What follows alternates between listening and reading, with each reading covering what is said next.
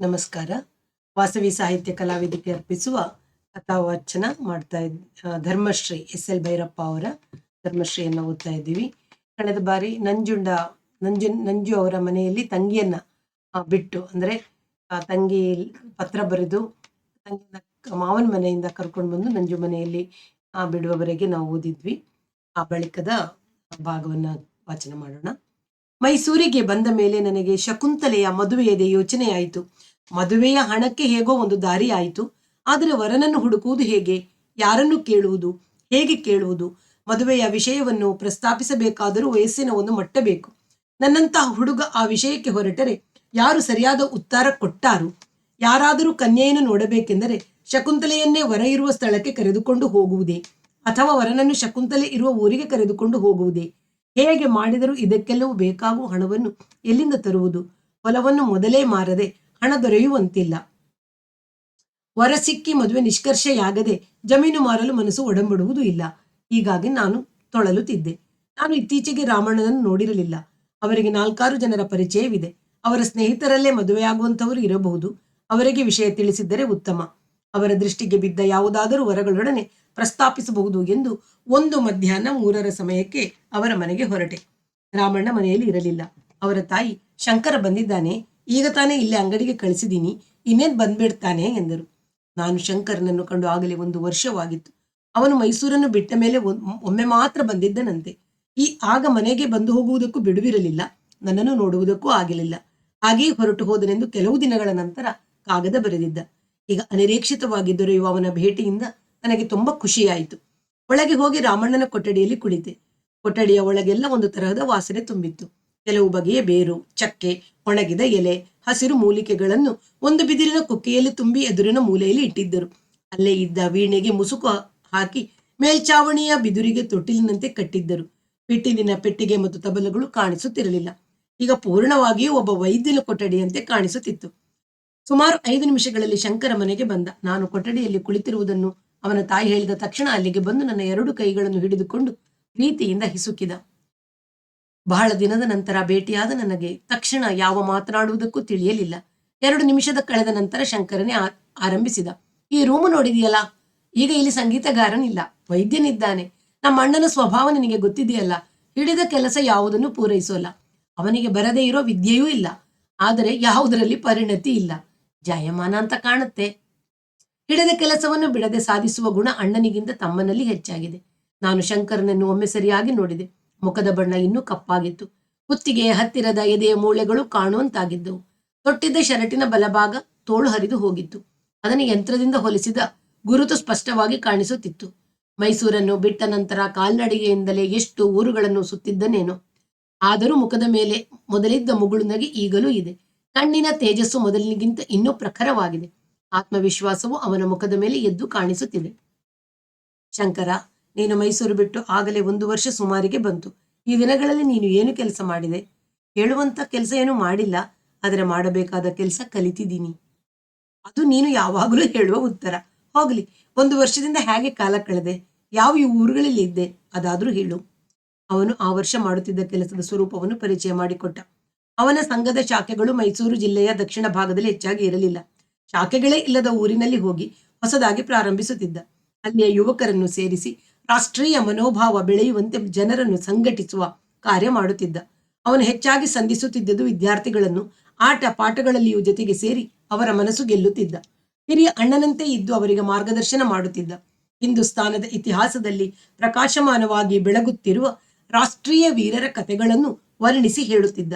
ರಾಣಾ ಪ್ರತಾಪ್, ಗುರು ಗೋವಿಂದ ಸಿಂಹ, ಶಿವಾಜಿ, ವಿದ್ಯಾರಣ್ಯರು, ವಿವೇಕಾನಂದರು ಮೊದಲಾದವರ ಜೀವನ ಚಿತ್ರವನ್ನು ಬೆಳೆಯುವ ಮಕ್ಕಳ ಫಲವತ್ತಾದ ಕಲ್ಪನೆಯ ಮೇಲೆ ಮೂಡಿಸುತ್ತಿದ್ದ. ಮೊದಲು ಆಟಗಳ ಮೂಲಕ ಊರಿನ ಬಾಲಕರನ್ನು, ಯುವಕರನ್ನು ಸಂಜೆಯ ವೇಳೆ ಒಂದೆಡೆ ಸೇರಿಸುವಂತೆ ಆಕರ್ಷಿಸುತ್ತಿದ್ದ. ಅವರ ಮನಸ್ಸಿನಲ್ಲಿ ನಿಧಾನವಾಗಿ ಹಿಂದೂ ಧರ್ಮದ ಬಗ್ಗೆ ಐಕ್ಯದ ಮನೋಭಾವ ಬೆಳೆಯುವಂತೆ ಮಾಡುತ್ತಿದ್ದ. ಈ 1 ವರ್ಷದಲ್ಲಿ 8 ಊರುಗಳಲ್ಲಿ ಸಂಘವನ್ನು ಪ್ರಾರಂಭಿಸಿದ್ದಾನೆ. 2 ಊರಿನ ಸಂಘಗಳನ್ನು ಪುನಶ್ಚೇತನಗೊಳ್ಳುವಂತೆ ಮಾಡಿದ್ದಾನೆ. ಅವನು ಪ್ರಾರಂಭಿಸಿದ ಶಾಖೆಗಳಲ್ಲಿ ಈಗ ಒಟ್ಟು 300 ಯುವಕರು ದಿನವೂ ಸೇರುತ್ತಿದ್ದಾರೆ. ಕೆಲವು ಊರುಗಳಲ್ಲಿ ಹಿರಿಯರೇ ಮುಂದಾಳುತನವನ್ನು ವಹಿಸಿದ್ದಾರೆ. ಅದರಲ್ಲಿಯೇ ವಿದ್ಯಾವಂತರಾದವರು ಸಂಘದ ನಿಯಮ, ಶಿಸ್ತು, ತತ್ವ ಮೊದಲಾದವುಗಳಲ್ಲಿ ಉಚ್ಚ ಶಿಕ್ಷಣ ಪಡೆದಿದ್ದಾರೆ. ಈಗ ಶಂಕರ ಎದುರಿಗೆ ಇರುವ ಅವಶ್ಯಕತೆ ಇಲ್ಲದೆ ಆ ಊರುಗಳಲ್ಲಿ ಶಾಖೆಯು ತಮ್ಮ ಕೆಲಸ ಮುಂದುವರಿಸಿಕೊಂಡು ಹೋಗಬಲ್ಲವು. ನಾನು ಕೇಳಿದೆ, ನೀನು ಹೇಳಿದ ಪ್ರಮಾಣದಲ್ಲಿ ಸಂಘವು ಬೆಳೆದು ನೀನು ಹೇಳುವ ರೀತಿಯಲ್ಲಿ ಹಿಂದೂ ಧರ್ಮದ ಮತ್ತು ಹಿಂದೂ ಸಮಾಜದ ಸಂಘಟನೆ ನಡೆದರೆ ಇನ್ನು ಕೆಲವೇ ದಿನಗಳಲ್ಲಿ ನಮ್ಮ ಸಮಾಜಕ್ಕೆ ಪೂರ್ಣವಾಗಿ ನವಚೈತನ್ಯ ಬರುತ್ತದೆ. ಹೌದು, ಆದರೆ ಅದು ಹಾಗೆ ನಡೆದರೆ ಮಾತ್ರ. ಉದಾಸೀನತೆ, ಜಡತ್ವ, ಸ್ವಾರ್ಥ ಮೊದಲಾದ ವಿಷಶಕ್ತಿಗಳು ಸಮಾಜದ ಕಟ್ಟಡವನ್ನೇ ಅಲ್ಲಾಡಿಸುತ್ತಿವೆ. ಸಮಾಜದಲ್ಲಿ ಸ್ವಾಭಿಮಾನವನ್ನು ಮೂಡಿಸಿ ಏಕ ಭಾವವನ್ನು ಜಾಗೃತಗೊಳಿಸುವುದು ಅಷ್ಟು ಸುಲಭದ ಕೆಲಸವಲ್ಲ. ಅದಕ್ಕಾಗಿ ಇಡೀ ಜೀವನವನ್ನೇ ಅರ್ಪಿಸುವಂತಹ ಲಕ್ಷ ಲಕ್ಷ ಜನಗಳೇ ಬೇಕು. ಅಂತಹ ಜನಗಳ ತಂಡವು ಮೊದಲು ಸೃಷ್ಟಿಯಾಗಬೇಕು. ಸುಧಾರಣೆ ಮಾತು ಅನಂತರ. ಈ ಕೆಲಸ ಎಂದು ಆಗುವುದು ತಾಯಿ ಭಾರತಿಗೆ ಗೊತ್ತು ಎಂದು ಅವನು ಮೇಲಿನ ಹಂದರಕ್ಕೆ ತೂಗು ಹಾಕಿದ್ದ ವೀಣೆಯನ್ನು ನೋಡಿ ನಿಟ್ಟಿಸಿರು ಬಿಟ್ಟ. ಯಾಕೆ ಶಂಕರ, ನಿರಾಶೆ ನಿನಗೂ ಬರಬೇಕೆ? ನಿರಾಶೆಯ ಮಾತಲ್ಲ ನಾನು ಹೇಳುವುದು. ಈ 1 ವರ್ಷದ ಅನುಭವವು ನನಗೆ ವಾಸ್ತವ ಸ್ಥಿತಿಯ ಜ್ಞಾನವನ್ನು ತಂದುಕೊಟ್ಟಿದೆ. ವಿದ್ಯಾರ್ಥಿಯಾಗಿದ್ದಾಗ ಹಿಂದೂ ಧರ್ಮ ಸಂಘಟನಾ ಕಾರ್ಯವು ನನಗೆ ಒಂದು ಹಗಲುಗನಸಿನ ಚಿತ್ರವಾಗಿತ್ತು. ಆ ಸುಂದರ ಚಿತ್ರದಲ್ಲಿ ನಾನು ಎಷ್ಟು ಬೇಗ, ಎಷ್ಟು ನಿರಾಯಾಸವಾಗಿ ಸುಧಾರಣೆಗಳನ್ನು ಮಾಡಿಬಿಡುತ್ತಿದ್ದೆ. ಅಸಾಧ್ಯವಾದುದನ್ನೆಲ್ಲವನ್ನು ಸಾಧಿಸಿ ಬಿಡುತ್ತಿದ್ದೆ. ಈಗ ಅದರ ಅನುಭವವಾಗಿದೆ. ಇದು ಕಲ್ಲು ಮುಳ್ಳು ತುಂಬಿದ ಹಾದಿ ಅಂತ ಅರ್ಥವಾಗಿದೆ. ಕ್ಷಣ ಕ್ಷಣದಲ್ಲಿಯೂ ನಮ್ಮನ್ನು ನಿಸ್ತೇಜಗೊಳಿಸುವ ಶಕ್ತಿಗಳೇ ಕಾದಿರುತ್ತವೆ. ನಾನು ಮೊದಲು ಮೈಸೂರು ಬಿಟ್ಟು ಹೋದ ದಿನ ಒಂದು ಊರಿಗೆ ಹೋದೆ. ಸುಮಾರು 6,000 ಪ್ರಜಾಸಂಖ್ಯೆ ಇರುವ ಆ ಊರಿನಲ್ಲಿ ಹೈಸ್ಕೂಲ್ ಇದೆ.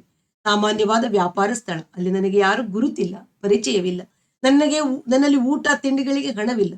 ಯಾಕೆ? ನಿಮ್ಮ ಸಂಘವು ಕೊಡುವುದಿಲ್ಲವೇ? ಹಣ ಕೊಟ್ಟು ಪ್ರಚಾರಕರನ್ನು ಕಳುಹಿಸಲು ನಮ್ಮದು ಹಣವಂತರ ರಾಜಕೀಯ ಸಂಸ್ಥೆಯಲ್ಲ. ಊರಿನ ಮುಂದೆ ಕಲ್ಯಾಣಿ ಹತ್ತಿರ ಇರುವ ದೇವಸ್ಥಾನದ ಜಗುಲಿಯ ಮೇಲೆ ನಾನು ಇಳಿದುಕೊಂಡೆ. ದೇವಸ್ಥಾನದ ಹಿಂದಿನ ಬಯಲಿನಲ್ಲಿ ಆಟವಾಡಲು ಆ ಊರಿನ ಹೈಸ್ಕೂಲ್ ಬಾಲಕರು ಬರುತ್ತಿದ್ದರು. ಮೊದಲು ಅವರೊಡನೆ ಮಾತನಾಡಲು ಪ್ರಾರಂಭಿಸಿದೆ. ಅವರಿಗೆ ನೇರವಾಗಿ ಯಾವ ಅಭಿಪ್ರಾಯವನ್ನು ಬೋಧಿಸುವುದಕ್ಕೆ ಹೋಗದೆ ಹೊಸ ಆಟಗಳನ್ನು ಹೇಳತೊಡಗಿದೆ.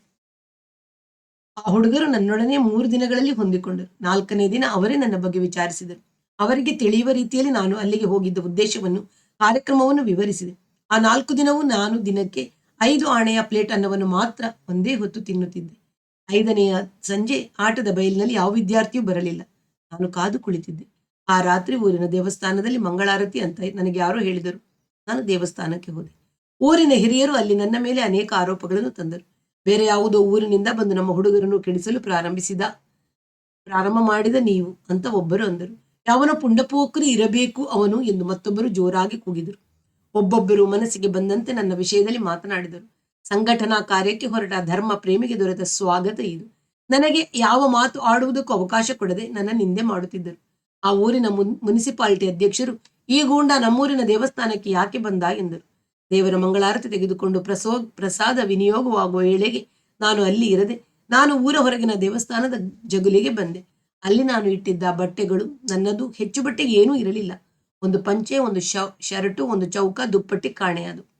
ಹಾಗೆಯೇ ಕಲ್ಲಿನ ಮೇಲೆ ಮಲಗಿದೆ. ರಾತ್ರಿ ನಿದ್ದೆ ಬರಲಿಲ್ಲ. ನನ್ನಲ್ಲಿ ಉಳಿದಿದ್ದ ಉತ್ಸಾಹ ಉಸಿರು ಕಟ್ಟಿ ಹೋಗಿತ್ತು. ನನ್ನ ಊರು, ಮನೆ, ತಂದೆ, ತಾಯಿ, ಕಾಲೇಜು ಎಲ್ಲದರ ನೆನಪು ಬಂತು. ಉದ್ದಕ್ಕೂ ಪ್ರಥಮ ದರ್ಜೆಯಲ್ಲಿ ತೇರ್ಗಡೆ ಹೊಂದಿದ್ದ ನಾನು MA ಮುಗಿಸಿ ಕೈ ತುಂಬ ಸಂಬಳ ದೊರೆಯುವ ನೌಕರಿ ಮಾಡಬಹುದಾಗಿತ್ತು, ಹುಡುಕಬಹುದಿತ್ತು. ತಂದೆ ತಾಯಿಗಳನ್ನು ಸುಖವಾಗಿ ಇರಿಸಬಹುದಿತ್ತು. ನಾನು ಎಷ್ಟು ಸುಖವಾಗಿರಬಹುದು? ರಾಷ್ಟ್ರ ಸೇವೆ, ಸಮಾಜ ಸಂಘಟನೆ ಎಂಬ ಧ್ಯೇಯದಿಂದ ಬಂದ ನನಗೆ ಈ ಊರಿನಲ್ಲಿ ಕಾದಿದ್ದ ಬಹುಮಾನವಾದರೂ ಎಂಥದ್ದು? ಮರುದಿನವೇ ಮೈಸೂರಿನ ಬಸ್ಸು ಹತ್ತಬೇಕೆಂಬ ಯೋಚನೆ ಮನಸ್ಸಿಗೆ ಬಂತು. ನಿರಾಶೆಯ ಕ್ಷಣಗಳು ನಮ್ಮನ್ನು ಪದಚ್ಯುತರನ್ನಾಗಿ ಮಾಡಲು ಕಾದು ಕುಳಿತಿರುತ್ತವೆ. ಮುಂದೆ ಏನು ಮಾಡಿದೆ? ಆದರೆ ಹಾಗೆ ಮಾಡಲಿಲ್ಲ. ಮರುದಿನ ಬೆಳಿಗ್ಗೆ ಎದ್ದು ಕಲ್ಯಾಣಿಯಲ್ಲಿ ಸ್ನಾನ ಮಾಡಿದೆ. ನಾನು ಮಲಗಿದ್ದ ದೇವಸ್ಥಾನದ ಬಾಗಿಲಿಗೆ ಹೋಗಿ ಊರಿನ ಮುನಿಸಿಪಲ್ ಅಧ್ಯಕ್ಷರನ್ನು ಕೇಳಿಕೊಂಡು ಹೋದೆ. ನಿನ್ನೆ ರಾತ್ರಿ ಈ ಗುಂಡ ನಮ್ಮ ದೇವಸ್ಥಾನಕ್ಕೆ ಯಾಕೆ ಬಂದ ಎಂದ ಅಧ್ಯಕ್ಷರೇ ಮನೆಯಲ್ಲಿದ್ದರು. ನಾನು ಮನೆಗೆ ಹೋದದ್ದು ಅವರಿಗೆ ಕಸಿವಿಸಿ ಆಯಿತು. ನಾನೇ ನನ್ನ ಪರಿಚಯ ಹೇಳಿದೆ. ಮಾಡಲು ಕೆಲಸವಿಲ್ಲದ ಸೋಮಾರಿಯಲ್ಲ ನಾನು. ಜೀವನಕ್ಕೆ ಗತಿ ಇಲ್ಲದೆ ಪುಂಡನಾದವನಲ್ಲ. BA ಆನರ್ಸ್ ಪರೀಕ್ಷೆಯಲ್ಲಿ ಫಸ್ಟ್ ಕ್ಲಾಸ್ನಲ್ಲಿ ಚಿನ್ನದ ಪದಕ ಗಳಿಸಿದ್ದೇನೆ. ಕೆಲಸಕ್ಕೆ ಸೇರಿದರೆ ನಿಮ್ಮೂರ ಹೆಡ್ ಮಾಸ್ಟರ್ ಆಗಬಹುದು. ಆದರೆ ನಾನು ಇಲ್ಲಿಗೆ ಬಂದ ಉದ್ದೇಶವೇ ಬೇರೆ ಎಂದು ಸಕಾರಣವಾಗಿ ಅವರಿಗೆ ಎಲ್ಲವನ್ನೂ ವಿವರಿಸಿದೆ. ಈಗ ನಮ್ಮ ರಾಷ್ಟ್ರದ ಸಮಸ್ಯೆಯನ್ನು ರಾಷ್ಟ್ರೀಯ ದೃಷ್ಟಿಯಿಂದ ನೋಡಬೇಕೆಂದು ಹೇಳಿದೆ. ಅವರಿಗೆ ನಂಬಿಕೆ ಬರಲೆಂದು ಕೆಲವು ವೇದ ಮಂತ್ರಗಳನ್ನು ಹೇಳಿದೆ. ಅಧ್ಯಕ್ಷರು ಒಪ್ಪಿದರೋ? ಅವರ ಅನುಮಾನ ಅರ್ಧ ಕಡಿಮೆಯಾಯಿತು. ಇದೆಲ್ಲ ನಮಗೇನು ಗೊತ್ತು ಸ್ವಾಮಿ. RSSನವರು ಅಂದ್ರೆ ಗೂಂಡಾಗಳು.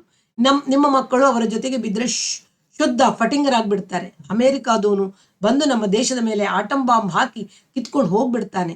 ಸರ್ಕಾರದವರು ನಿಮ್ಮ ಮಕ್ಕಳ ಜೊತೆಗೆ ನಿಮ್ಮನ್ನು ಅರೆಸ್ಟ್ ಮಾಡಿ ಕಠಿಣ ಸಜಾ ಹಾಕ್ತಾರೆ ಅಂತ ನಮ್ಮೂರ ಕಾಂಗ್ರೆಸ್ ಸೆಕ್ರೆಟರಿ ಹೇಳಿದರು. ಅದಕ್ಕೆ ನಾವು ನಿಮ್ಮನ್ನು ಹಾಗೆ ಅಂದೆವು. ಹೋಗಲಿ ಬಿಡಿ, ಮನಸ್ಸಿಗೆ ಹಚ್ಕೋಬೇಡಿ ಅಂತ ಅಧ್ಯಕ್ಷರು ಹೇಳಿದರು. ಆ ದಿನ ಕಳೆದು ಹೋದ ನನ್ನ ಬಟ್ಟೆಗಳು ಸಿಕ್ಕಿದವು.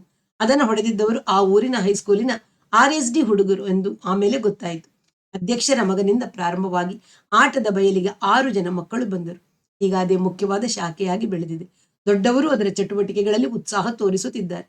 ನೀನು ಅಲ್ಲಿರುವೆಯಲ್ಲ, ನಿನ್ನ ಊಟ ತಿಂಡಿಗಳಿಗೆ ಏನ್ ಮಾಡ್ತೀಯಾ ಎಂದು ನಾನು ಕೇಳಿದೆ. ನಾನು ಮೊದಲೇ ಹೇಳಿದ್ದೆನಲ್ಲ, ಹೋಟೆಲಿನಲ್ಲಿ ಇದ್ದು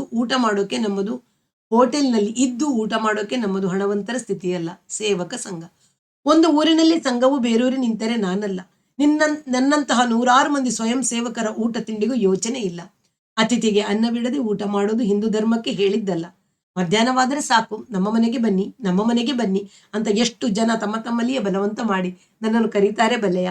ನಾನು ಹೋದಡೆಯಲ್ಲೆಲ್ಲ ಪ್ರೇಮದಿಂದ ಊಟಕ್ಕೆ ಬಡಿಸುವ ತಾಯಿ ತಂಗಿಯರಿದ್ದಾರೆ. ಆಕಸ್ಮಿಕವಾಗಿ ಒಂದು ದಿನ ಊಟವಿಲ್ಲದಿದ್ದರೂ ಕಾರ್ಯಕರ್ತನು ಅದನ್ನು ಗಮನಿಸಬಾರದು. ಅನಿರೀಕ್ಷಿತವಾಗಿ ಆದರೂ ಆ ದಿನ ನನಗೆ ಶಂಕರನ ಭೇಟಿಯಾದದ್ದು ಒಳ್ಳೆಯದೇ ಆಯಿತು. ಜೀವನದ ಸಮಸ್ಯೆಯನ್ನು ಬಿಡಿಸುವ ಪ್ರಶ್ನೆ ಬಂದಾಗ ಹಿರಿಯ ವ್ಯಕ್ತಿಗಳನ್ನು ನೆನೆಸಿಕೊಳ್ಳುವಂತೆ ನಿರ್ವಿವಾದವಾಗಿ ಶಂಕರ ನನಗಿಂತಲೂ 1000 ಪಾಲು ಹಿರಿಯ.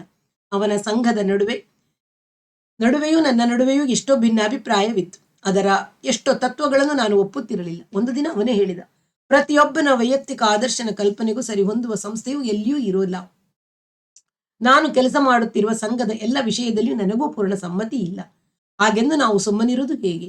ಭಿನ್ನಾಭಿಪ್ರಾಯವಿದ್ದಲ್ಲಿ ನಾವು ಸಂಸ್ಥೆಯನ್ನು ತಿದ್ದೋಣ, ಅಥವಾ ಸಂಸ್ಥೆಯೇ ನಮ್ಮನ್ನು ತಿದ್ದಲು ಅವಕಾಶ ಕೊಡೋಣ. ನಮಗೆ ಮುಖ್ಯವಾಗಿ ಬೇಕಾದುದು ಅವಿರತವಾದ ಕ್ರಿಯೆ. ಬರಿಯ ತಾತ್ವಿಕ ಭಿನ್ನಾಭಿಪ್ರಾಯವನ್ನೇ ಹಿಡಿದು ಚರ್ಚೆ ಮಾಡುತ್ತಾ ಕಾಲ ಕಳೆಯೋದಲ್ಲ. ಕ್ರಿಯಾಶೀಲತೆಯಲ್ಲಿ ಮಾತ್ರ ಶಂಕರನ ವ್ಯಕ್ತಿತ್ವದಲ್ಲಿ ಪ್ರಚಂಡ ಶಕ್ತಿ ಕಾಣಿಸುತ್ತಿತ್ತು. ತನ್ನದೆನ್ನುವ ಬೇರೆ ವ್ಯಕ್ತಿತ್ವವೇ ಅವನಿಗೆ ಇದ್ದಂತೆ ಇರಲಿಲ್ಲ. ಎಷ್ಟೇ ಕಷ್ಟ ಬರಲಿ, ಎಂತಹ ಕಹಿ ಅನುಭವಗಳು ಎದುರು ಬರಲಿ, ಮುನ್ನುಗ್ಗುತ್ತಾನೆ. ಅವನ ಕ್ರಿಯಾಶಕ್ತಿಗಾಗಿ ನಾನು ಅವನನ್ನು ಮೆಚ್ಚುತ್ತಿದ್ದೆ. ನನಗೆ ಹೊಸದಾಗಿ ಎದುರಾಗಿರುವ ತಂಗಿಯ ಮದುವೆ ಸಮಸ್ಯೆಯನ್ನು ಅವನಿಗೆ ಹೇಳಬೇಕೆಂದು ಮನಸ್ಸಿಗೆ ಬಂತು. ಆದರೆ ಇದೊಂದು ಸಣ್ಣ ಕೆಲಸ, ನಾನೇ ಮಾಡಬೇಕು. ಶಂಕರನಂತಹ ವಿಶಾಲವಾದ ಕಾರ್ಯಕ್ಷೇತ್ರದಲ್ಲಿ ಇರುವ ವ್ಯಕ್ತಿಗೆ ಈ ಕೆಲಸವನ್ನು ತೋರಿಸಿ ನೆರವು ಪಡೆಯುವುದು ಬೇಡವೆನಿಸಿತು. ಅವನ ಭೇಟಿಯಿಂದಾಗಿ ನನ್ನಲ್ಲಿ ಉತ್ಸಾಹ ತುಂಬಿತು. ಇನ್ನು ಎಷ್ಟು ದಿನ ಇಲ್ಲಿ ಇರುತ್ತೀ ಎಂದು ನಾನು ಸ್ವಾಭಾವಿಕವಾಗಿ ಕೇಳಿದೆ. ಈಗ ನಾನು ಪ್ರಾರಂಭಿಸಿದ ಕಡೆಗಳಲ್ಲೆಲ್ಲ ಸಂಘದ ಶಾಖೆಗಳು ತಾವೇ ಮುಂದುವರಿದುಕೊಂಡು ಹೋಗುತ್ತಿವೆ. ಶಿವಮೊಗ್ಗ ಜಿಲ್ಲೆಯ ಪೂರ್ಣ ಕೆಲಸ ವಹಿಸಿಕೊಳ್ಳುವಂತೆ ಕರ್ನಾಟಕದ ನಮ್ಮ ಕಾರ್ಯಕರ್ತರು ನನ್ನನ್ನು ಕೇಳಿದ್ದಾರೆ. ಈ ಸಂಜೆಯ ಗಾಡಿಗೆ ಶಿವಮೊಗ್ಗಕ್ಕೆ ಹೊರಡ್ತೀನಿ. ಈಗಾಗಲೇ ಎಷ್ಟು ಗಂಟೆ ಆಯಿತು? 5ರ ಮೇಲಾಯಿತಲ್ಲ. ಶಂಕರನು ಹಾಗೆ ಹೇಳುತ್ತಿದ್ದಂತೆ ಹೊರಗಿನಿಂದ ರಾಮಣ್ಣನ ಧ್ವನಿ ಬಂತು. ರಾಮಣ್ಣ ನಾವಿದ್ದ ಕೊಠಡಿಗೆ ಬಂದರು. ಅವರ ಕೈಯಲ್ಲಿ ಬಟ್ಟೆಗಳ ಒಂದು ಪೊಟ್ಟಣವಿತ್ತು. ಮತ್ತೊಂದು ಕೈಯಲ್ಲಿ ಮಣ್ಣಿನ ಒಂದು ಮಡಕೆ. ಬಟ್ಟೆಯ ಪೊಟ್ಟಣವನ್ನು ಅವರು ಶಂಕರನ ಕೈಯಲ್ಲಿ ಕೊಟ್ಟರು. ಕೊಠಡಿಯಲ್ಲಿದ್ದ ಔಷಧಿ ಮೂಲಿಕೆಗಳನ್ನು ಕುದಿಸುವುದಕ್ಕಾಗಿ ಮಣ್ಣಿನ ಮಡಿಕೆ ತಂದಂತೆ ಕಾಡುತ್ತದೆ. ಬಂದವರೇ, ಶಂಕರ, ರೈಲಿಗೆ ಹೊತ್ತಾಗುತ್ತೆ, ನೀನು ಸಿದ್ಧವಾಗು ಎಂದರು. ಶಂಕರ ಬಟ್ಟೆಯ ಪೊಟ್ಟಣವನ್ನು ತನ್ನ ಕೈ ಚೀಲಕ್ಕೆ ಹಾಕಿಕೊಂಡ. ಎಲ್ಲಿಯೋ ಹೋಗಿದ್ದ ಅವನ ತಂದೆಯೂ ಅಷ್ಟು ಹೊತ್ತಿಗೆ ಮನೆಗೆ ಬಂದರು. ಶಂಕರ ತಾಯಿ ತಂದೆಯರಿಗೆ ನಮಸ್ಕರಿಸಿದ. ದೇವರ ಗೂಡಿನಿಂದ ಸ್ವಲ್ಪ ಕುಂಕುಮವನ್ನು ತಂದು ತಾಯಿ ಮಗನ ಹಣೆಗೆ ಇಟ್ಟರು. ಅಣ್ಣನಿಗೂ ನಮಸ್ಕರಿಸಿ ಆತ ಹೊರಟೇ ಬಿಟ್ಟ. ಒಳಗಿನಿಂದ ತಿಂಡಿಯ ಒಂದು ಪೊಟ್ಟಣ ತಂದು ಅವನ ಚೀಲಕ್ಕೆ ಹಾಕುತ್ತಾ ತಾಯಿ, ಶಿವಮೊಗ್ಗದ ಕಡೆ ಅಂದ್ರೆ ಕಾಡು ವಿಪರೀತವಂತೆ, ಹುಲಿ ಕಿರುಬಗಳು ಇರುತ್ತಂತೆ, ಅಲ್ಲೆಲ್ಲ ಹಾವುಗಳ ಕಾಟವಂತೆ, ಜ್ವಾಪಾನ ಎಂದರು. ಅವನು ಆಗಲಮ್ಮ ಎನ್ನುತ್ತಾ ನಾವಿಬ್ಬರು ಬೀದಿಯ ಬಾಗಿಲು ದಾಟಿದ್ದೆವು. ಹಿಂದಿನಿಂದ ರಾಮಣ್ಣನು ಬಂದರು. ರೈಲು ಹೊರಡುವುದು ಇನ್ನು ಅರ್ಧ ಗಂಟೆ ಇದೆ ಎನ್ನುವಾಗಲೇ ನಾವು 3 ಸ್ಟೇಷನ್ನಿಗೆ ಬಂದಿದ್ದೆವು. ಸ್ಟೇಷನ್ನಲ್ಲಿ ಸ್ವಯಂ ಸೇವಕರ ಒಂದು ತಂಡ ನೆರೆದಿತ್ತು. ಶಂಕರ ಅವರೆಲ್ಲರ ಮೆಚ್ಚಿನ ಸಹಚರ. ಅವನು ಗಾಡಿಯಲ್ಲಿ ಕುಳಿತುಕೊಂಡ ಮೇಲೆ, ಮೈಸೂರಿಗೆ ಯಾವಾಗ ಬರ್ತೀಯಾ ಎಂದು ನಾನು ಕೇಳಿದೆ. ನನಗೆ ಗೊತ್ತಿಲ್ಲ, ಹೀಗೆ ಯಾವಾಗಲಾದರೂ ಬರ್ತೀನಿ. ರೈಲು ಹೊರಡಲು ಇನ್ನು 2 ನಿಮಿಷ ಇರುವಾಗ ಶಂಕರ, ನಿನ್ನ ವ್ಯಾಸಂಗ ಬಿಡಬೇಡ. ತರಗತಿಯ ಓದಿನ ಜೊತೆಗೆ ಭಾರತದ ಸಂಸ್ಕೃತಿಯ ವಿಷಯದಲ್ಲಿಯೂ ಆಳವಾಗಿ ಓದು. ವಿಶ್ವವಿದ್ಯಾಲಯದ ಪುಸ್ತಕ ಭಂಡಾರದ ಪ್ರಯೋಜನವನ್ನು ಪೂರ್ಣವಾಗಿ ಉಪಯೋಗಿಸಿಕೊ. ಆದರೆ ಮುಂದೆ ಬರೆಯ ವಿಷಯ ತಲೆಯಲ್ಲಿ ತುಂಬಿಕೊಂಡು ನಿಷ್ಪ್ರಯೋಜಕನಾಗಿ ಮನೆಯಲ್ಲಿ ಕುಳಿತುಕೊಳ್ಳುವ ಒಣ ವೇದಾಂತಿಯ ದಾರಿ ಮಾತ್ರ ಹಿಡಿಯಬೇಡ. ನಮ್ಮ ಧರ್ಮ ಭದ್ರವಾಗಿ ನಿಲ್ಲಲು ನಿನ್ನದೇ ಆದ ಮಾರ್ಗದಲ್ಲಿ ಕೆಲಸ ಮಾಡು.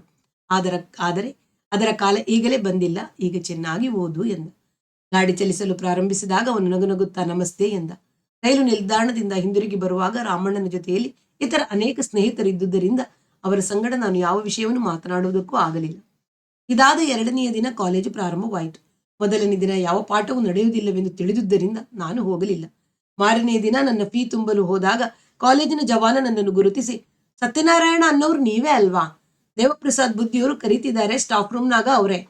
ನನ್ನನ್ನು ನೋಡಿದ ತಕ್ಷಣ ಎದ್ದು ಹೊರಗೆ ಬಂದ ದೇವಪ್ರಸಾದರು, 15 ದಿನದಿಂದ ನೀವು ನಮ್ಮ ಮನೆ ಕಡೆ ಯಾಕೆ ಬರಲಿಲ್ಲ ಎಂದರು. ಊರಿನಲ್ಲಿರಲಿಲ್ಲ, ಬಂದು 5-6 ದಿನವಾಯಿತು. 5-6 ದಿನದಿಂದ ಯಾಕೆ ಬರಲಿಲ್ಲ? ಯಾವುದೋ ಓದುವ ಗಲಾಟೆಯಲ್ಲಿದ್ದೆ. ಏನು, ಪಶ್ಚಿಮ ದೇಶದಲ್ಲಿ ಕ್ರೈಸ್ತ ಮತದ ಅಧಪತನ ಎನ್ನುವ ಪುಸ್ತಕವೋ ಎಂದು ನಕ್ಕರು.